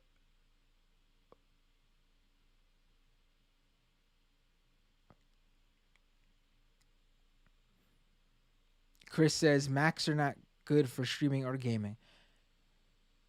For streaming, no, they are. Listen, I'm streaming on a MacBook right now. I'm talking about like live streaming, not like game streaming. Aaron says you're not at MR anymore. I left in 2015. Sam has had me on as a guest throughout, and then this past summer, Sam brought me on as a weekly host for the Thursday Fun Half after he says farewell. So I'm on every Thursday.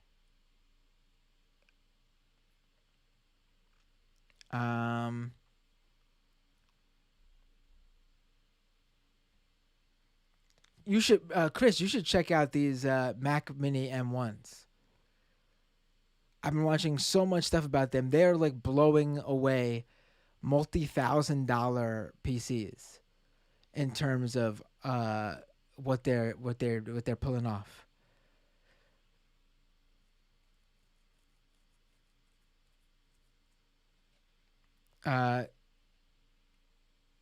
Germ says, "How did you get into MR?"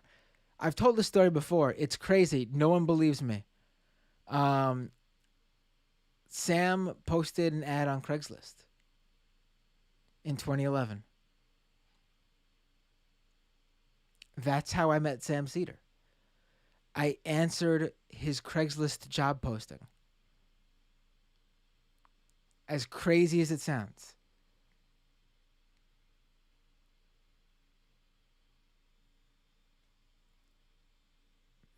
What was I doing before? Germ asks. Um, I went to film school and I graduated in 2008, and I was doing freelance film stuff, and then I was doing freelance like SEO type stuff for a bit with the film stuff too, and then I worked at a news startup, like a tech startup that worked in like news curation. And then when I left there, that's when I saw Sam's Craigslist ad.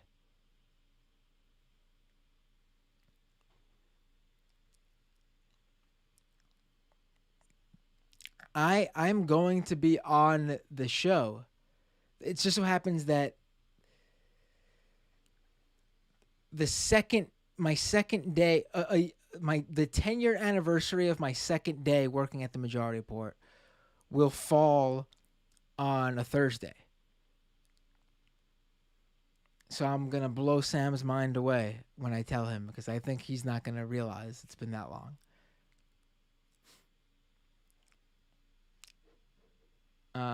Savage Dragon with the $10 super chat. The Sarah Palin clip from last week still hasn't been mentioned on the Majority Report. And could someone tell David Feldman to convince Sam to talk to Ralph Nader? Seatbelts have saved my life twice.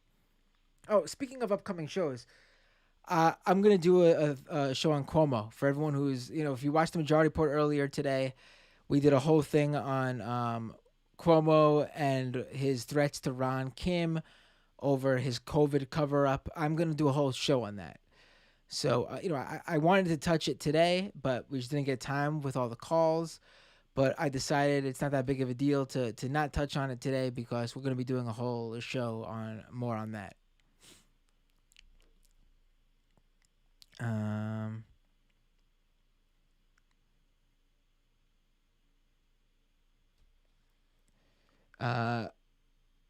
Mr. Sachs again. I would imagine you don't love talking the majority part all the time. And honestly, I don't. It's a huge part of my life. I mean, in the before Michael left us, uh, honestly, I was probably name dropping Michael and Sam. I mean, I still do, but especially before Michael left, I was name dropping inside jokes and experiences with Michael. Almost every show, I would say. It's every show of Doomed. Like people would ask something in the chat, and I'd reminisce on something I did with Michael. I mean, I still do that, obviously. Let me continue with your comment. We're all such huge fans of the Majority Report because of people like you. Really enjoy hanging out and doing this Q&A tonight. Oh, no problem. This is normal. I mean, for people listening to the first time, you might think me saying, "Oh man, I stayed late." Literally every single week this happens. I plan on doing a 2-hour show, maybe 2 hours and 15 minutes, about an hour for the first half and about an hour for the second half, give or take. And somehow I end up doing like 3.5, 4-hour shows every week. But all good things come to an end. I'm starting to feel it. We got another patron right now. Perfect. Thank you so much. Matched my I'm sorry if I'm going to screw up your name. I'm so sorry. It's a very nice name. Majdi M. Thank you so much for joining and becoming a patron.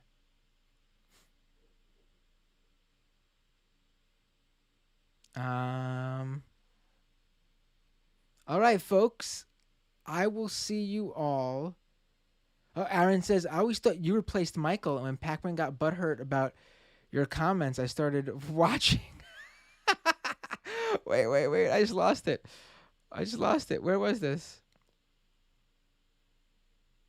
Aaron says, I always thought you replaced Michael, and when Pac-Man got butthurt about your comments, I started watching your content on the Majority Report. No, I was at Majority Report before Michael. There was a time where the Majority Report was just me and Sam. I mean, I say my name first. I mean, Sam was always, but there was a time where the Majority Report was just Sam hosting, and me in the studio with him producing and contributing on the other mic. I mean, when we covered Occupy every day when Occupy Wall Street was happening in late 2011. And me and him went down there and did live shows from there, Zuccotti Park, it was crazy what we were doing. And then Michael came and everything was upped even further, and it was great. And then Sam, for the first time ever, let someone else host the show, and he let me and Michael do Mad and Mike Mondays while he was on paternity leave.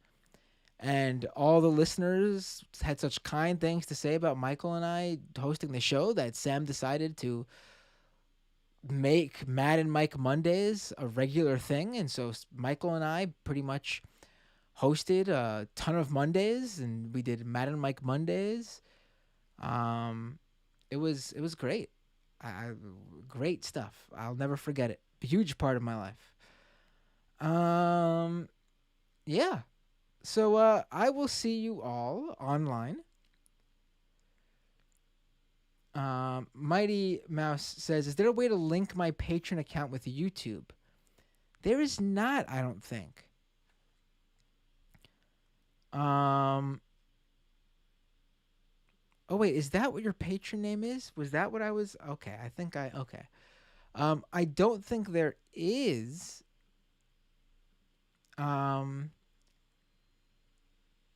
I know there is a YouTube subscribe button. Like you could start a join, like a patron type thing on YouTube. If people want me to do that, along with the Patreon, for people who don't want to do Patreon, I could do that too. I guess I could turn that on. Dinah Cat Loves Me says, I do miss your random background cackles on MR. Someone else said that earlier in the chat, but I missed it. It went by too fast. Mr. Sachs, again, you do really good work, man. Sincerely, thanks. Good night, everybody. Love all your faces. And that's a perfect way to end this episode. All you new Twitch watchers, all you YouTube viewers, wherever you're watching the show, wherever you're listening to the show, all you podcast listeners, all you patrons, thank you so much for all your support. Keep supporting if you can. If you can't afford to become a patron, just spread the word about this show. You guys know that's the best way to support the show, regardless of whether you can become a patron or not. Let people know about it. YouTube.com/MattBinder. DoomedPod.com for the podcast version of this program. Have a great night, everyone, and I will see you all next time on Doomed.